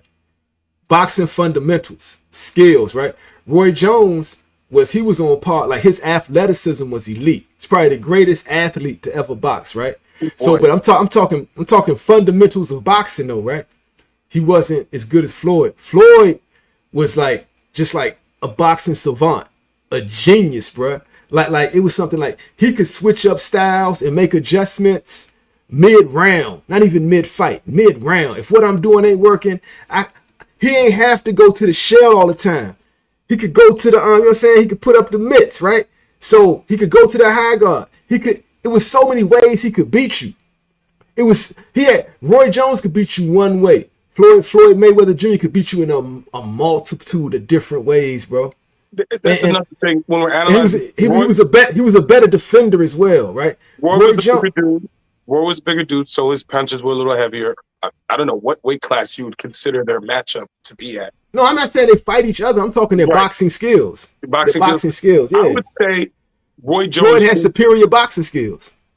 I would say, from what I remember from Roy Jones Jr., his incredible speed, athleticism, and his combination punches were crazy. That was all. It was all athleticism. So he just had such an impression on me. I guess because when he was doing this thing, I was much younger. So Roy Jones was my favorite fighter, bro. I remember him being my absolute favorite fighter when I was growing up. You know, Mike Tyson just didn't last long enough, and I was a little too young when he was peaking. But Roy Jones Jr., I was fixated. I was like, man, this motherfucker. Every time I had a chance to watch him fight, I stopped. Roy Jones is my favorite fighter. So I know what I'm looking at, right? And athletically, he was a monster. And he beat Bernard Hopkins. He beat James Toney, right? Two beasts, right? So I give him all that. He went to heavyweight, right? He did all that. He did all that dope shit. At the same time, he was not as fundamentally sound as Floyd Mayweather Jr. Floyd Mayweather Jr. was, if we're talking just pure boxing skills, Floyd Mayweather Jr. was something different, bro. Something completely different, bro. So I finally put my Mount Rushmore in my mind. And it's hard because one of them hasn't retired yet. Who that? Terrence Crawford? No, so this is not pound for pound. It's just overall boxers. I didn't do a pound for pound because I already slipped Muhammad Ali on my list. Okay, what's up? So, Sugar Ray Robinson, Muhammad Ali. Okay. Roy Jones Jr. And you know what? I really didn't know much about him up until about 5 years ago, maybe 4 years ago. Usyk. Jesus. Usyk nice. Man, Usyk nice. He keeps dropping mountains. He's a gold medalist. He's a universal champ. I don't know how his career ends. Obviously, he could suffer a terrible loss, and that could change everything. But I don't know anyone in the division that can beat him now. And I think he's at the top of the mountain. It's his call. If he wants to keep fighting to make a little more money, sure. But if he wants to retire today, I think he goes out as one of the greatest of all time.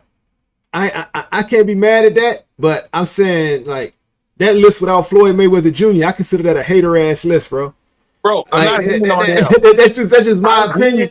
Listen, I agree with the top five, and I struggle with the idea whether or not he should be in the top four. I struggle with Sugar Ray Robinson. I never saw Sugar Ray Robinson fight, so it's kind of hard for me to go about it. I'm just going by what I've read about him. I've seen some fights, but I haven't seen him as I've seen Floyd Mayweather. I've actually seen a lot of Sugar Ray film. You can find it if you look for it. You just can't find Sugar Ray at 35. And it's like that's when he and the 135 really good. You know what I'm saying? It was just like you couldn't really see exactly what he was doing, setting up shit. So I can only go by what I read, and his stat line is crazy. Yeah. In those days, they were fighting 6 or 7 people a year. They fight more than that. It's crazy. Yeah, he'll fight more than that. Yeah. I mean, he Robinson was a bad man. He was bad. He was bad. So judging by that, I mean, if I were to break a tie between the two of them, Floyd was a little more savvy about how he picked his opponents. I'll be generous and say that. Nah, I mean, like, you saying that shows me how you don't really know, like, the levels of Floyd, right? No, he's tremendous. I'm telling you, like, you don't remember Pretty Boy Floyd Mayweather, who took all comers. No, right? his list. No, he beat everybody. You're right about that. Yeah. I'm not trying to say he ducked the challenge, but he definitely took the fight when the time was right. Now, that's what everybody say. But all right. So let me shut it down for you. I'm not saying he didn't. Give me somebody. Give me somebody. Opponent. I'm not taking away from him. Now you ain't hear what I'm saying. He was a heavy A side, bro. What do you mean? What do you mean when the time was right? Define that. You got to define it. Pacquiao took forever, bro. He's older than Pacquiao. I understand that, but he's older than Pacquiao. But honestly, so did he wait for Pacquiao to age out when he's the older man? Let's you're stuttering. Okay. You're stuttering. Let's not have revisionist history. No, that's not revision. No, that's not revision. I'm not revising it. He was the older man. That fight, and there are multiple reasons why. No, he was the older man, bro. How am I revising history? He was the older man. If I remember correctly, the main sticking point was Pacquiao and steroids. Pacquiao refused to take steroids testing. Okay, yeah, so that dragged on forever. And so he was the younger man. How many fights did he sneak in between? Come on. Did he sneak in Cotto in between? Tell me. Let me ask you right here. Cotto is a beast. Yeah, no. I'm saying he stuck in a lot of good fights in between. So I'm not taking anything away from him. But that's a fight we need to see when they're peaking. Those are two absolute legends. What are you talking about? At their peak. Floyd. At their peak. Now tell me, bro. Floyd was the older man, bro. I understand, but that fight we could have seen that fight 4 years prior. When Pacquiao was on, right? Why didn't Pacquiao want to take the drug test? I can't speak for his camp, but I remember that was the hang-up. That's all. Time out. So I've heard boxing legends say this, right? Mm-hmm. Terrence Crawford says this. Kenny Ellis says this. Floyd Mayweather Jr. and Sr. say this, right? How do you go from 108 pounds to 154 pounds and just keep getting stronger and stronger and stronger, right? Then all of a sudden, right? You want to fight Floyd. Floyd saying, well, take the drug test. You refuse the drug test on multiple occasions, right? Then all of a sudden, you know you're going to have to take the drug test eventually. Now, you're not beating everybody up the way you used to, right? So you cycled off the drugs, allegedly. That's what it looks like, right? And you're the younger man. So you're talking about an older man who lives a clean life, right? And his religion is boxing. So is it his fault that this young nigga, right, didn't want to take drug testing? Well, listen, let's not be naive. There's steroids all over boxing. So you're giving steroids a pass? I'm not giving steroids a pass. I understand why Floyd was apprehensive to fight him if that was the case. But I'm saying the only thing I'm saying here, I'm not, because you take it sensitively because Floyd's your boy. You make it sound like I'm saying he was ducking him. No, I'm not. Read Anthony Robinson. Read Anthony Robinson. Read Anthony Robinson, bro. It just happened to be convenient that he did not fight Pacquiao when they were both at the peak of their powers. Yes, he did. He was the older man. How come Pacquiao wasn't getting tired, bruh? Oh, look, they were not. Okay, when do you consider peak Pacquiao? What year? Before Mayweather, what was the last fight you saw him? You were like, you know what? Pacquiao still got it. Pacquiao still had it when he fought Floyd Mayweather, bro. Okay. So if I remember correctly, in that fight, he injured his shoulder almost immediately. A convenient excuse. Well, look, it happened. He was younger than Floyd, but he wasn't young either. What are you talking about? He was much younger than Floyd. No, he wasn't. Floyd was 40. No, right? I think Floyd was like 36, I believe. He was 34 at the time of the fight. Yeah, and I think Pacquiao was like 3 years younger than him. Yeah, he's a younger man. It's okay, I get it. But we're talking boxing. That means something. that means a lot.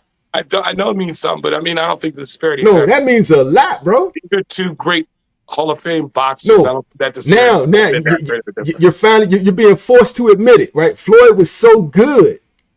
Floyd was that good, bro. He's so good of a boxer. It didn't matter if he was fighting a young lion or not. I don't care what you say. I left so disappointed watching that fight. Because Floyd Mayweather was the superior boxer.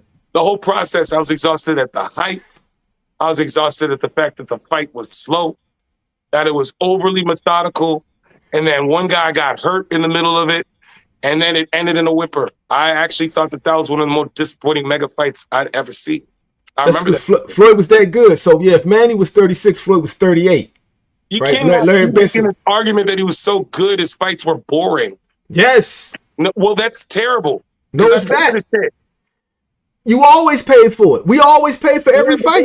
No, man, no. They were great fights. I mean, I enjoyed looking at boxing. He loses points from his audience for just not. And he had knockout power. He had knockout power. He could knock people out.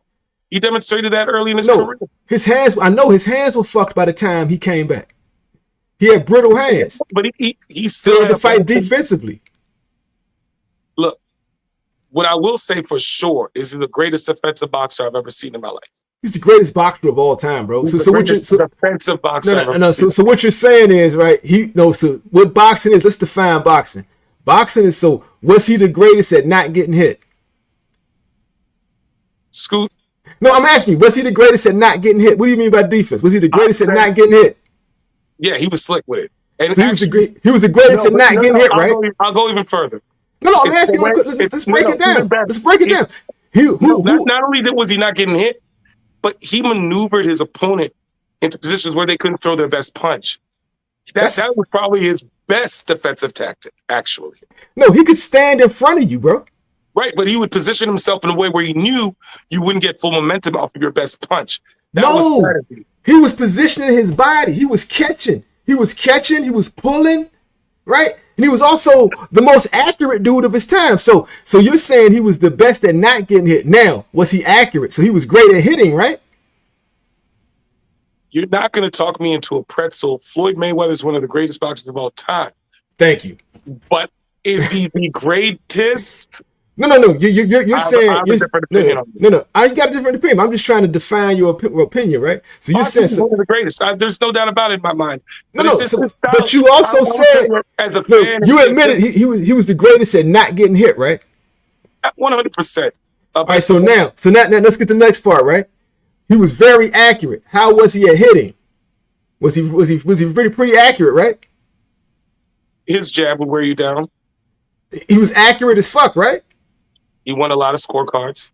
Because of his accuracy, right? Yes. Okay, so he was good at hitting, right? I mean, you're boiling this down to like... No. I'm about to say right now, give me the definition of boxing. Look up the definition of boxing. Do you believe in the entertainment quotient of boxing? Tell me. Do you believe do you believe in the entertainment quotient of boxing? I'm about to look up the definition of boxing. Okay, but I'm asking, do you understand the entertainment quotient of boxing as well? I'll do it right here. We'll do it right here. Feel me? Like, technically, he's as sound as it gets. He's one of the greatest we've ever seen. But I'm looking up the definition of boxing. I mean, he was a great boxer, but I mean, it's just... Oh, look what it says. It says it's the martial art of hitting without getting hit. Right? So according to what you just said, he's the greatest boxer of all time. If you look up the definition of boxing. Right? It's a martial art where the objective is to hit and not get hit, right? Scoot, stop boiling this down. So you just admitted he was the greatest at not getting hit. You know full well some of your favorite. He was a beast at hitting.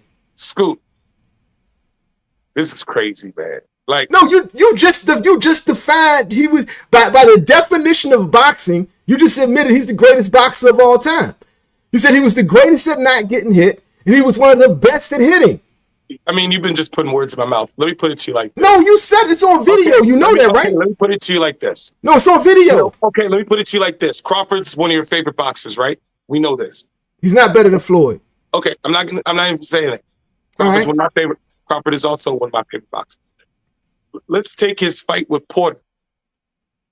Is that not a fight worth your fucking money, bro?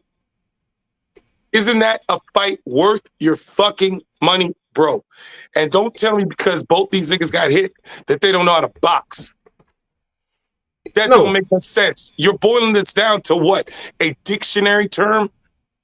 I have to judge with my eyes, okay? Floyd was a great boxer, but he didn't appeal to me, bro. You already admitted, right? By the definition of boxing, Floyd Mayweather Jr. is the greatest boxer of all time. You admitted it. Take your definition. Take your definition. That's not my definition. I did not write that. That's the definition. That's the definition. Boil it down to what we pay money for. And since Crawford is coming up, look up the Crawford Porter fight, and I'll tell you that shit I would pay for, bro.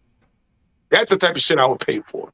I would not, if I had to do it over, I would not have paid for the Pacquiao fucking Mayweather fight, bro. Okay, now, if I can live my life. Let's look at Sean Porter. Let's look at Sean Porter, right? Would you say Sean Porter was better than Miguel Cotto? No, hell no. Was he better than Oscar De La Hoya? Hell no. But I'm just talking about. I mean, like, I'm just running down the list of Floyd opponents. Was he better than Manny Pacquiao? We've already had this conversation off camera. I'm just saying, bro. I'm just saying. No, we're having a conversation right here. Crawford hasn't had an opportunity to fight I think you're giving Sean Porter kind of a high praise here. Okay, but Crawford has the unfortunate type of style where people don't want to fight him. So he hasn't had many opportunities at the marquee. I'm so proud at the opportunity at Canelo. This is finally the world gets to see him box. You know, but unfortunately, some careers go that way. They just don't cross paths with certain boxers. It's unfortunate. The PBC, I can't take that necessarily away from him. Okay, so I'm gonna tell you how I get down on the show, right? The PBC are the ones who kept Crawford from getting big fights because he didn't sign with them. So how does that work out? Who was the PBC? Al Heyman and Floyd Mayweather Jr. So why were they held bent on not getting them because in the sport? Because they couldn't make money off of him, and Floyd Mayweather Jr. doesn't want anybody to be better than him, even in retirement. I'm just some real shit. So we can't judge him accurately if he hasn't been given the opportunity to prove it. I mean, the Canelo fight will change everything if he wins that motherfucker. But I mean, think about it. And I got him winning. It's gonna be a tight fight. I think it's gonna be a clash of styles. It should be interesting. Because of your interest in the fight, you got me so hyped up. I've watched more Canelo fights than I've ever seen in my life. You know, his best fight was a Mayweather fight. Yeah, I think that would like that Canelo was a beast. No, and not, but they don't want to give. And they don't want to give Floyd credit for that. They're trying to say he fought Canelo when he was a baby. Canelo was 23 years old with 40 professional fights, and he was the champion. After that fight, Canelo, since that moment, became a much better defensive fighter. He was still he learned so much from that experience. That boosted the rest of his career. See, that was his most critical fight. And so you can't help it, right? Like this is what they do. So with anybody who's not black, they do that, right? Canelo was a beast when he fought Floyd, right? The only thing that changed was more people knew who he was after he fought Floyd. Canelo was always a beast. Well, he was a beast when he fought Floyd. He's always been A-side in Mexico for sure. But that was like his first welcome to America moment, right? No, that was his first spotlight. He was fighting on Floyd's undercard. He was fighting on Floyd's undercards for years in America. That was a big intro to the American audience, that Mayweather fight. That changed everything for him, and he's been on the A side ever since. But when I've been watching, look, read the comment. Larry Benson, can you see the comments? Canelo was 42-0 when he fought Mayweather, bro. 23-year-old monster. No, he was a beast. He's still a beast. But I just think his defense after that fight. That's the narrative they pitching you. His defense was the same. He was the same dude after that fight. Mayweather didn't make him better. Mayweather beat his ass. Yeah, just keep it real. Everybody, oh wow, Canelo's so great. He learned so much. He became so much better after Floyd beat him, right? And Floyd really fought him when he was too young. All cap. Floyd beat a young beast and made it look easy. That's what really happened. I will say to Larry, 42-0 could mean anything. We don't know. I mean, of the 42 matches, maybe 13 of them were tough. Maybe 20 of them were tough. Come on, bro. We do know. Forensics, I can't do it now, but Canelo was a monster when he fought Floyd. He probably ran through a lot of scrubs. The Canelo that fought Floyd is way better than the Canelo that's about to fight Terrence Crawford. That was a long time ago. He was way better. Miles better. Yes. Than the Canelo that fought. Yes. Fight than you think, Scoot. I'm telling you straight, this Canelo is, how long can you drink alcohol, right? Fuck with yakking the girl, right? And if you, do you know what yakking the girl is? Well, I was. Your daughter's about to become a very wealthy young woman. Yakking the girl.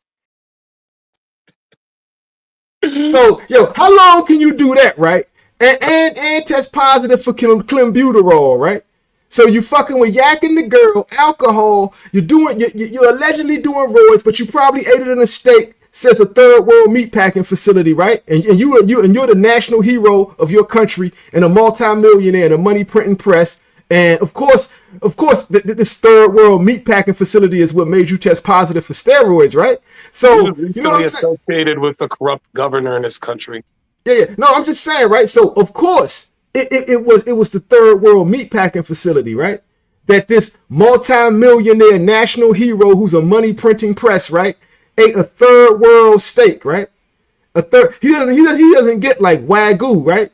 Japanese Wagyu type shit. He don't eat that. He eats the shit that came out of that Mexican meat factory, right? That of course that's what he ate, right? You know what I'm saying? Like in Mexico, of course we believe everything they tell us, right? Of course we believe everything they're telling us, right? But not only that, right? The alcohol. You can't drink alcohol as a boxer, bro, and maintain the level of eliteness. You can't. You can't, bro. It fucks you up, right? Yakking the girl. You can't keep doing yakking the girl, man.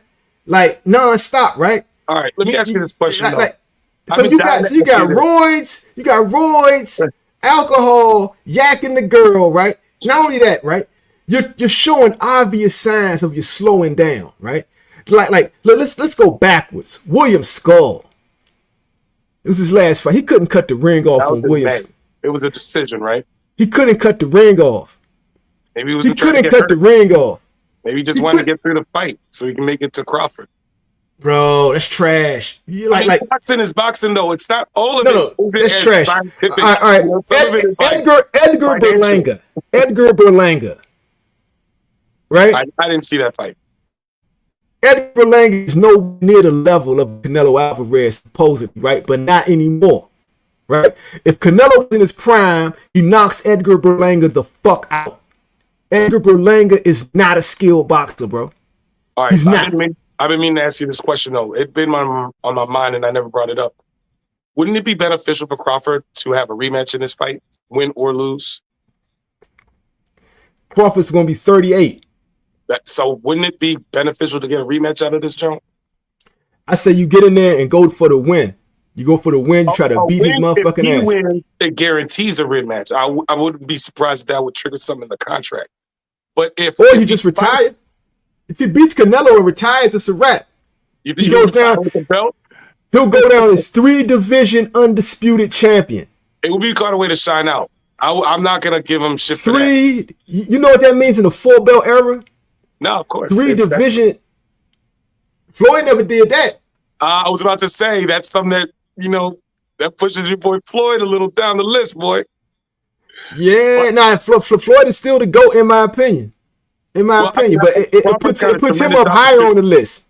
He's got a tremendous opportunity, but if they fight, let's say it goes to decision, and let's say the decision is questionable, would that trigger a rematch in your mind, or should he retire?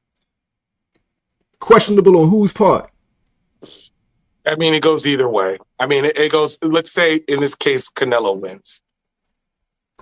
I think the only way he wins is by robbery. And if he wins by robbery, I don't think he'll do a rematch. Really? Oh, wow. Really? Canelo does not want real smoke at this point in his career, right? And he hasn't been taking challenging fights. And he hasn't been knocking these guys out. A rematch, the bag right now is crazy with a rematch bag. Turkey Al Sheik wants him to fight Hamza Shiraz. Where? Right? Like Riyadh or some shit? He wants him to fight Hamza Shiraz. Hamza Shiraz is his guy, right? Hamza Shiraz. Where does he want him to fight? Does he want him to fight in Arabia? Maybe.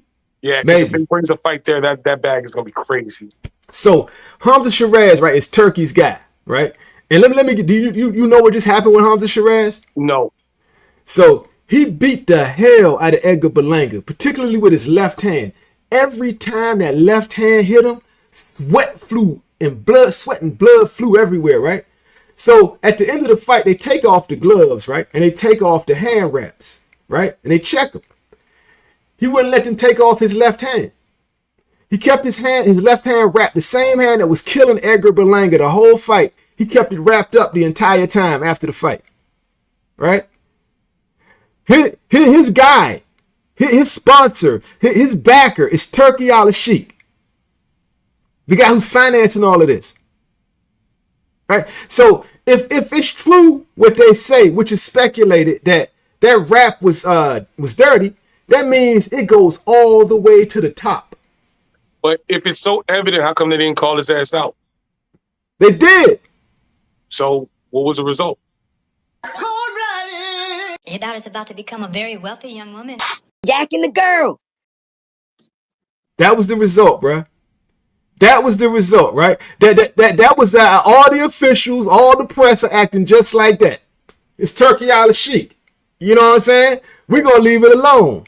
That is wild, bro. That's why boxing is so. Sometimes it's so suspect, man. Especially in these bigger matches, man. That's the thing that makes me uncomfortable when I get invested. You know, the buildups for months. Finally watching. Sometimes you got to worry about results like that, bro. Yeah, Larry Benson's keeping it real. David Benavidez is only 3 years younger. No excuses. Put the fight on, right? Canelo was not going to fight David Benavidez. He's not, right? He has not been taking challenging fights. He hasn't. Because he's falling off, bro. Benavidez has been dragging around his neck for a while now, so that's definitely true. Let me see what Anthony Robinson talking about. So if Bud Crawford beats Canelo, he is the ring Saudi champion after and every other champion, right? Yeah, and that Saudi belt, that ring belt, you know what it's made of? What? 100% gold. 100% gold. Okay, pure. Pure gold, right? Beautiful. You know, Turkey Al Sheik said that. He didn't say 24 karat. He didn't say 14 karat. He said 100% gold. Right? He took a big ass brick and melted that shit into a circle. Yes. That shit ain't gold plated. That shit is 100% gold. Right? 100% pure. Bruh, this shit's real. Oh, it's diamonds in it too? Anthony Robinson got diamonds in it too. How could it not be diamonds, bro? Come on, man. So the belt they're fighting for is worth ridiculous money, not to mention the purse they getting. So, you know what I'm saying? Bud is hungry, bruh. That's what I'm saying, man. I would not look over a rematch up in this junk. Either both sides, I'd be like, yo, let's get this bread one more time, bro. And I'm telling you, the matchup is going to be nice, bro. I'm telling you, this could go to decision, Scoot. I think that their styles are going to be awesome to match up. It's going to go decision either way. It's going to be, and the tenacity, Bud's tenacity is going to make this a fight. That's why he's such a great fighter to me. He makes the fight because he's going to beat him up, bro. Bud's going to beat him up. And Canelo's going to be, I think, is going to go into a time warp and remember what it meant to actually fight a real fighter. And I think it's going to get heated. They're Hall of Famers. Time on, bro. So you think he's going to be the first man? You think he'll be the first man in the history of the planet to reverse the clock? Listen, man. How do you reverse the clock? After a while, the steroids stop working. It's the styles that make the fight. Now, steroids stop working after a while. You know.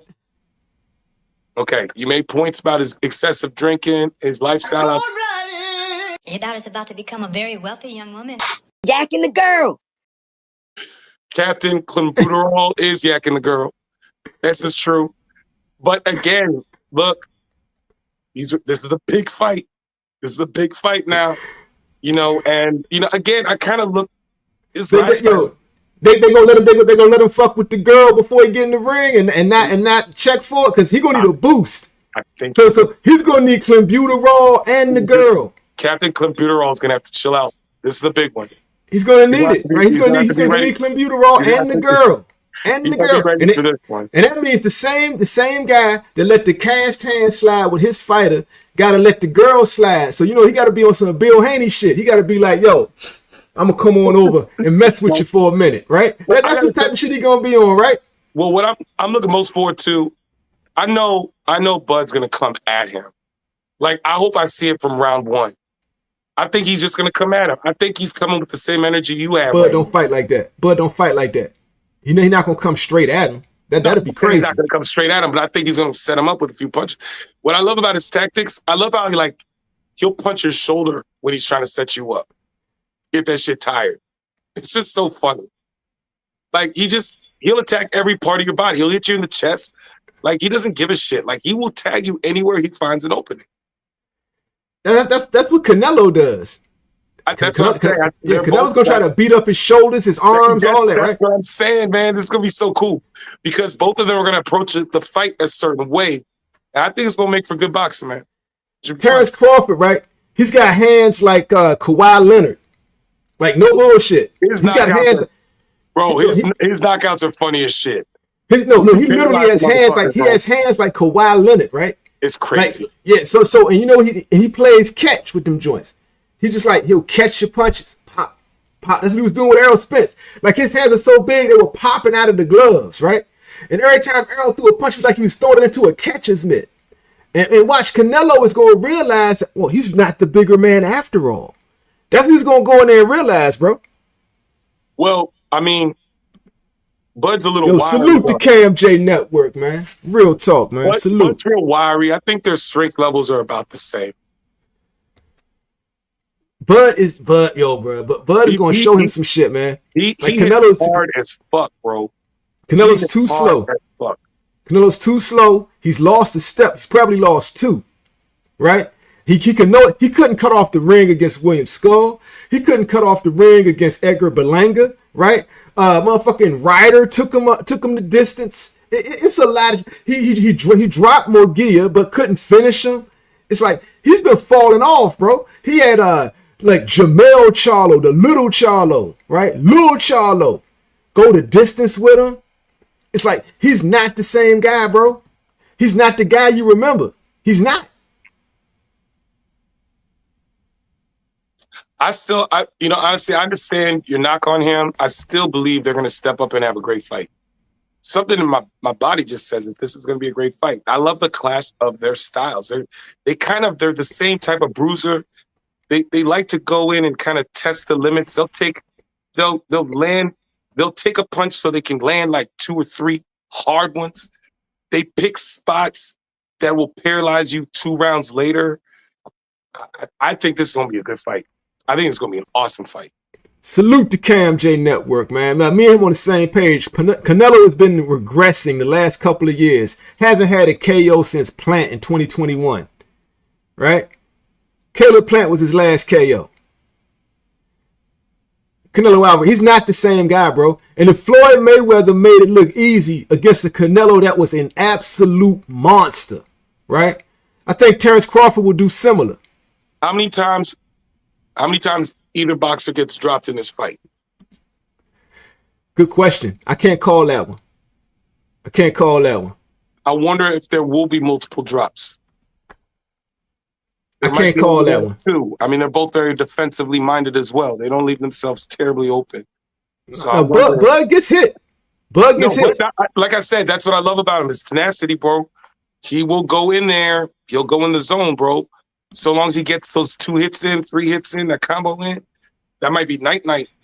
So he knows what he's doing. But I mean, it's just, I think you're selling short the clash of styles. And I know you have your issues with Canelo. I get it. No, I'm a Canelo fan. Canelo, that's why I can be non-biased, right? I'm non-biased. Don't sell this fight short. Don't sell this fight short now. It's going to be a great I'm not selling this short. I'm telling you straight up. I'm looking at it just clearly neutral, non-biased. I'm a Canelo Alvarez fan, right? So neutral. He's lost a step. So yes, he's lost his step. This is so how I get neutral, down, Steve. bro. I keep it real, right? So I'm keeping it real about So Canelo. neutral. I'm completely neutral, right? Real talk, bro. Yo, Anthony Robinson, we know you got Canelo, my guy. We know it. Cam J Network. Yo, Bud looking at Canelo like food, right? And Bud is very hungry. Terrence Crawford has been challenging himself for years because the PBC has been holding him out of big fights. So he realized he's got to challenge himself. Career, I mentioned it earlier. That shit is so fucked up, man. That's what makes it so hard to judge some boxers because of the politics behind it. But I think each other are facing each other's hardest hitting opponent. Do you believe that? No. What? Nah, Canelo been up to light heavyweight, bruh. Canelo was light heavyweight. He had a belt at light heavy. He knocked out Kovalev. But this is the heaviest. Canelo fought Triple G. He fought Triple G, bruh. Yeah, that guy was. Yeah, like 3 times. Like Terrence Crawford is not the heaviest hitter he's faced. Yeah, he kind of got me there. I mean, yeah. So I'm just saying. Kind of got me there. I'm saying Terrence Crawford beats him because he has more skills and his skills have diminished less. Unless it goes to decision. It's gonna go decision in my opinion. That's when it's up to the gods. It's up to who Turkey want to win. Up to the gods, bro. We don't. At that point, who knows what they're gonna decide? But I would say Bud's best chances, do not let the judges decide this match. Yo, Cam J got a point, man. Bud going into this fight with no tune-up worries me. But he been getting ready for this fight the whole last year until now. Yeah, I think that's cool that he's been. I can't remember because his body's because he's 38. I think it was good for him to rest his body and get ready for the biggest fight of his life. For the super fight that the fighter hadn't fought for a year. When's the last time we saw that? I'm honestly asking this question. Sugar Ray Leonard when he beat Marvin Hagler. How long was he off? Well, he's off a couple years. He was off a couple of years. That was because he had family issues. Nah, he needed eye surgery. Yeah, that's right. I think he had a tune-up fight. I'm not sure. I gotta check my records on that. But he was off for a long time. He jumped in there with Marvin Hagler. But that was circumstantial. My correction. Marvelous Marvin Hagler. He legally changed his name. No. Yeah, he legally. Marvelous. That wasn't by design. That was by circumstance. Nah, that was Ray being Ray. He was a master at psychological warfare. Right? Ray was petty and mean and cold. And he only pretended to be a nice guy. Well, he was about that paper. Everybody knows his reputation. He only pretended to be a nice. He was never a nice guy. He was all about that paper. Yeah. He's a DMV boy. I know. He's straight out the DMV, Palmer Park. DMV, straight up. Yeah. Unlike Lamont Roach, he from the hood side of PG, right? Lamont rats and roaches, right? Yo, could you sue your homie who put you on? Would you sue the nigga? Like, how you feel about that? I want to know how you feel about that. Lawmont, rats and roaches, suing Javante Tank Davis. I mean, isn't there a code for things like that? Yeah, man, it is. That's why they call them Lawmont, rats and roaches. I mean, it's a simple understanding for most people, so no point in elaborating further. I just want to know how you feel about it, man. I don't know. I don't know how the situation deteriorated. Frankly, you might want to enlighten me on that. Was this something that was because of the agents that they were working with? I look at it like this, right? I think my favorite analogy is like this, right? Just so like you maybe understand this, right? So imagine your homie got a Cali plug, right? He come back from Cali. And he got like 2 peas of some fire, right? And he say, hold this. He fronts it to you. And instead of going to work with it, you grab the video game and you smoke like 2 ounces a day, right? And he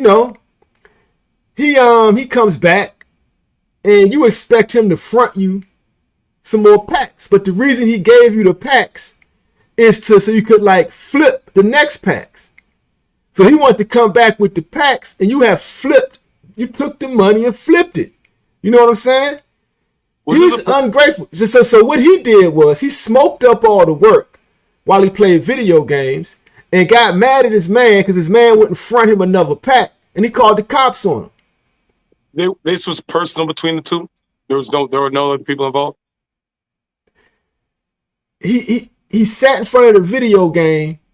He literally sat in front of a video game, right? After the Tank Davis fight, and everybody saying, "Damn, this dude beat Tank Davis," even though he didn't win, he got the draw. Right. And he literally sat in front of the video game waiting for another Tank Davis fight. Shakur Stevenson, in the meantime, has openly said, "I will fight Lamont Roach." He had to fight Larry Benson. My God, I love that. Smokey on Friday. Yep, Smokey on Friday, running from Big Worm, right? So Shakur Stevenson fought an elect. Are they negotiating this by themselves? That's the part that I never understood about the story. I mean, I could break it down even more, but that's going to be even longer, right? I'm just giving you the essentials of it, right? Right. So the essentials of it is he literally sat his ass in front of a video game waiting on another Tank fight when Shakur Stevenson had 2 fights in between that time. Keyshawn Davis had a fight in between that time, right? Abdullah Mason had a fight in between that time. There were so many chances for him to get a money fight, but he sat on his ass and literally waited for Tank to give him another fight. And when Tank said, "Man, I got the Jake Paul fight, Slim. I'm gonna get $60 million." Man, like you still playing video games, nigga? Right? And in between that time, Tank had the baby mama drama in Florida. Then the Jake Paul fight pulls up, $60 million. Of course, he's taking that. But these niggas, do these niggas have agents? That's the part that I don't understand about the story. Yeah, they have managers. They have managers. Managers. I don't know. Yeah. I can't understand how the situation could devolve like that if you have professionals in between the fighters. I mean, like, okay, so I can get into the Tank Davis story, right? I feel Floyd Mayweather has been sabotaging him from since the Ryan Garcia fight. This is a recurring story, but let's go. Bro, it's in my last 2 videos, man. Okay. It's in my last 2 videos. I pull receipts. Yeah. I pull receipts, right? So Tank Davis was under the assumption that Al Heyman came to his rescue because Floyd Mayweather was trying to like bully him from behind the scenes, like use his clout to bully him, right? Tank Davis was under the assumption that when he came home, right, he was about to get an Amazon Prime deal that was going to pay him more than Floyd Mayweather Jr., 7-fight deal. But he had to do the fights to get it, right? It turns out that Amazon deal was bullshit. They basically used Tank to get a bag out of Amazon Prime, allegedly, supposedly to me. That's how it looked like, right? In the meantime, I'm going to tell you what capped it off. Floyd Mayweather he's got Mayweather Promotions, which he owns, right? But then you got PBC, which he's part owner of. Al Heyman and Floyd Mayweather built PBC together from the ground up, right? And for years, Floyd Mayweather has been telling people, if you're talking to Al Heyman, you're talking to Floyd Mayweather. And if you're talking to Floyd Mayweather, you're talking to Al Heyman, right? He's also on record as saying, on Drink Champs, right? He was like, so they saying Floyd Mayweather ain't a part of PBC. Okay, believe that if you want to. So if I own an LLC, right, but it don't got my name on it, right? Let's just say it say Drink Champs, right? Just because it ain't got my name on the company, does that mean I don't own the company if my name is on the LLC? Right? That's what he was telling people. He's been telling, apparently it was going over Tank's head, right? Because Tank thought Al Heyman was running shit, right? And Floyd he said it in many different ways. He said people can call Al Heyman many different things. They could say he's a brilliant businessman. They could say he's a second father to me. He's my partner, right? He says this shit. He says in actuality, then he says, I have several different companies that don't have my name on them, but I own them, right? And right now, me and Al are currently working with at least 400 different fighters, right? It's like several receipts, right? It's just, I got all this shit. I mean, for me, this is crazy information because I just thought they were beefing. I didn't know the details of it. Oh, they were beefing, but Tank was fucking around and he found out, right? You can't beef with everybody, man. So the thing is, right? he felt like he was with Al so he could throw shots at Floyd, right? He thought he was about to get an Amazon deal, right? His first fight home was the Frank Martin fight, right? Floyd said, okay, I got a young fighter with Mayweather Promotions. You ain't with me no more, but you still fucking with me because you with PBC. And I done told your dumb ass at least 5 times that if you're talking to Al Heyman, you're talking to Floyd Mayweather. He said me and Al Heyman are one at one point, right? So he done told Tank's stupid ass, right, that listen, man, you keep trying to carry me, Slim. Bruh, if you talking to Al Heyman, you dumbass nigga, you talking to Floyd Mayweather, right? So Floyd is like, I got a young fighter. His name is Cromwell Moten. I'm going to throw him on this card, right? And then, like, we go, and Tank is like, nah, man, fuck Cromwell Moten. Get him off the card. I don't want him on my card, right? Tank is flexing his authority, right? Tank calls Al Heyman. Said, nah, man, I don't want Floyd's fighter on my card. Al Heyman is like, all right, little nigga. All right, little nigga. All right, so, and Floyd's like, all right, little nigga. All right, that's what's up, right? What happens? Tank could not buy a fight after that. No. Right? So how you go from an Amazon deal that's paying you more than Floyd Mayweather Jr. to not being able to get a fight? For 2 years this shit went on, right? It went all the way to the end of the year to where Pitbull turned down the rematch. Shakur Stevenson turned down a 1-fight deal. Lomachenko said, I'm about to retire, right? All this shit went down, right? After he dissed Floyd Mayweather for the last time, right? You know what I'm saying? You see, I'm putting 2 and 2 together here, right? It comes down to so. Let me tell you this: the telltale play is this, right? Pitbull is a PBC fighter.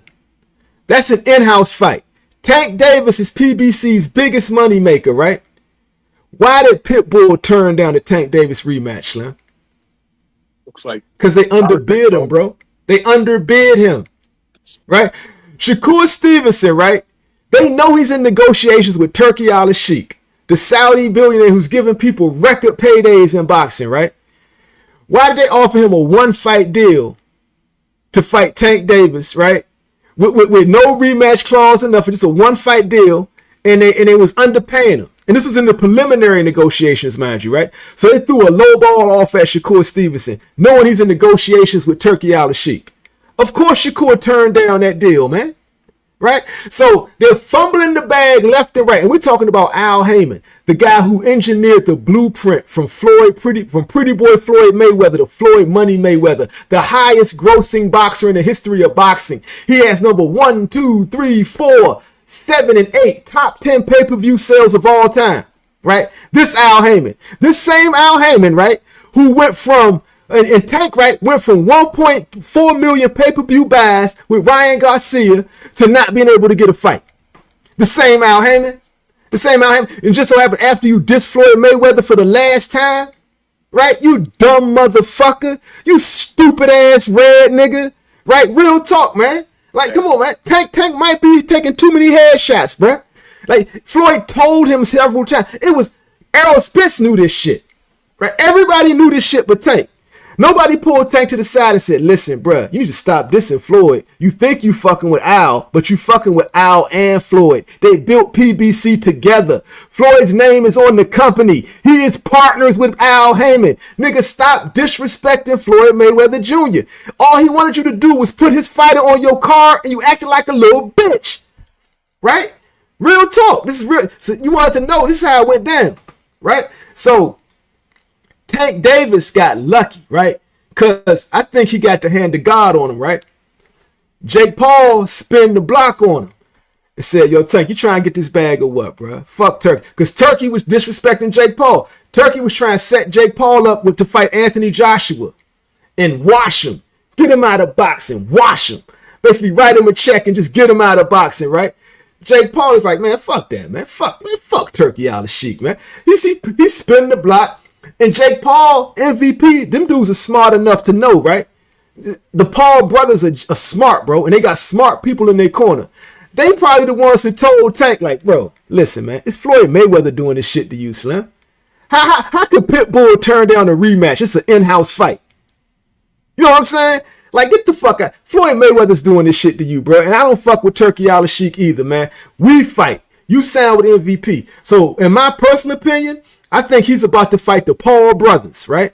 So he's about to fight Jake Paul in November on Netflix, grab 60 million, and after that, look for this nigga to join the WWE and fight Logan Paul.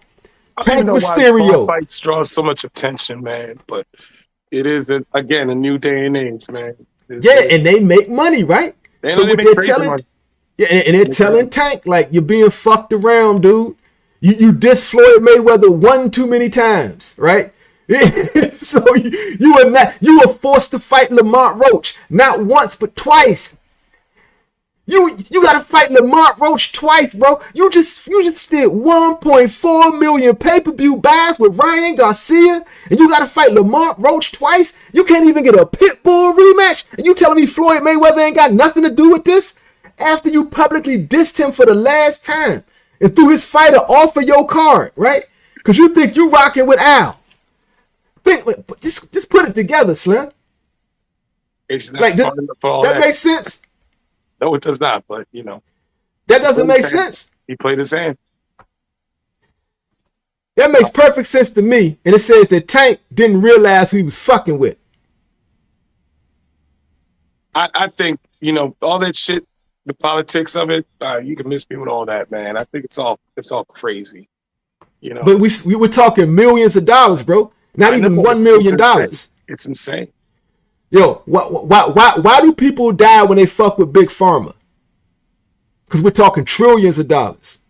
You fuck with Big Pharma, you might not live to see tomorrow. Cancel Christmas if you fuck with Big Pharma, Slim. You know what I'm saying? Whatever happened to Luigi, man? Where's Luigi at? Where'd he go? Think about it, man. Think about it, bruh. So think about it. With Dr. Sebi. What happened to Dr. Sebi? Right? Think about it, bro. You know what I'm saying? Like, let them do their thing, man. Let them do. Why are you trying to interfere with them niggas? Let them do their thing. Somebody got a trap out here. They legal trapping. They making more than the cartels. Leave them niggas alone, bro. We all know this, but I gotta tell you something. It's 6 a.m. So for me, I gotta bow out. Yeah. 3 in the morning in LA. Up all night, man. Casual boxing talk, man. This was awesome. I think I'm gonna have to tune out for this session. But I just want to say shout out to the show, man. This shit is tight. Your boxing knowledge is second to none, bro.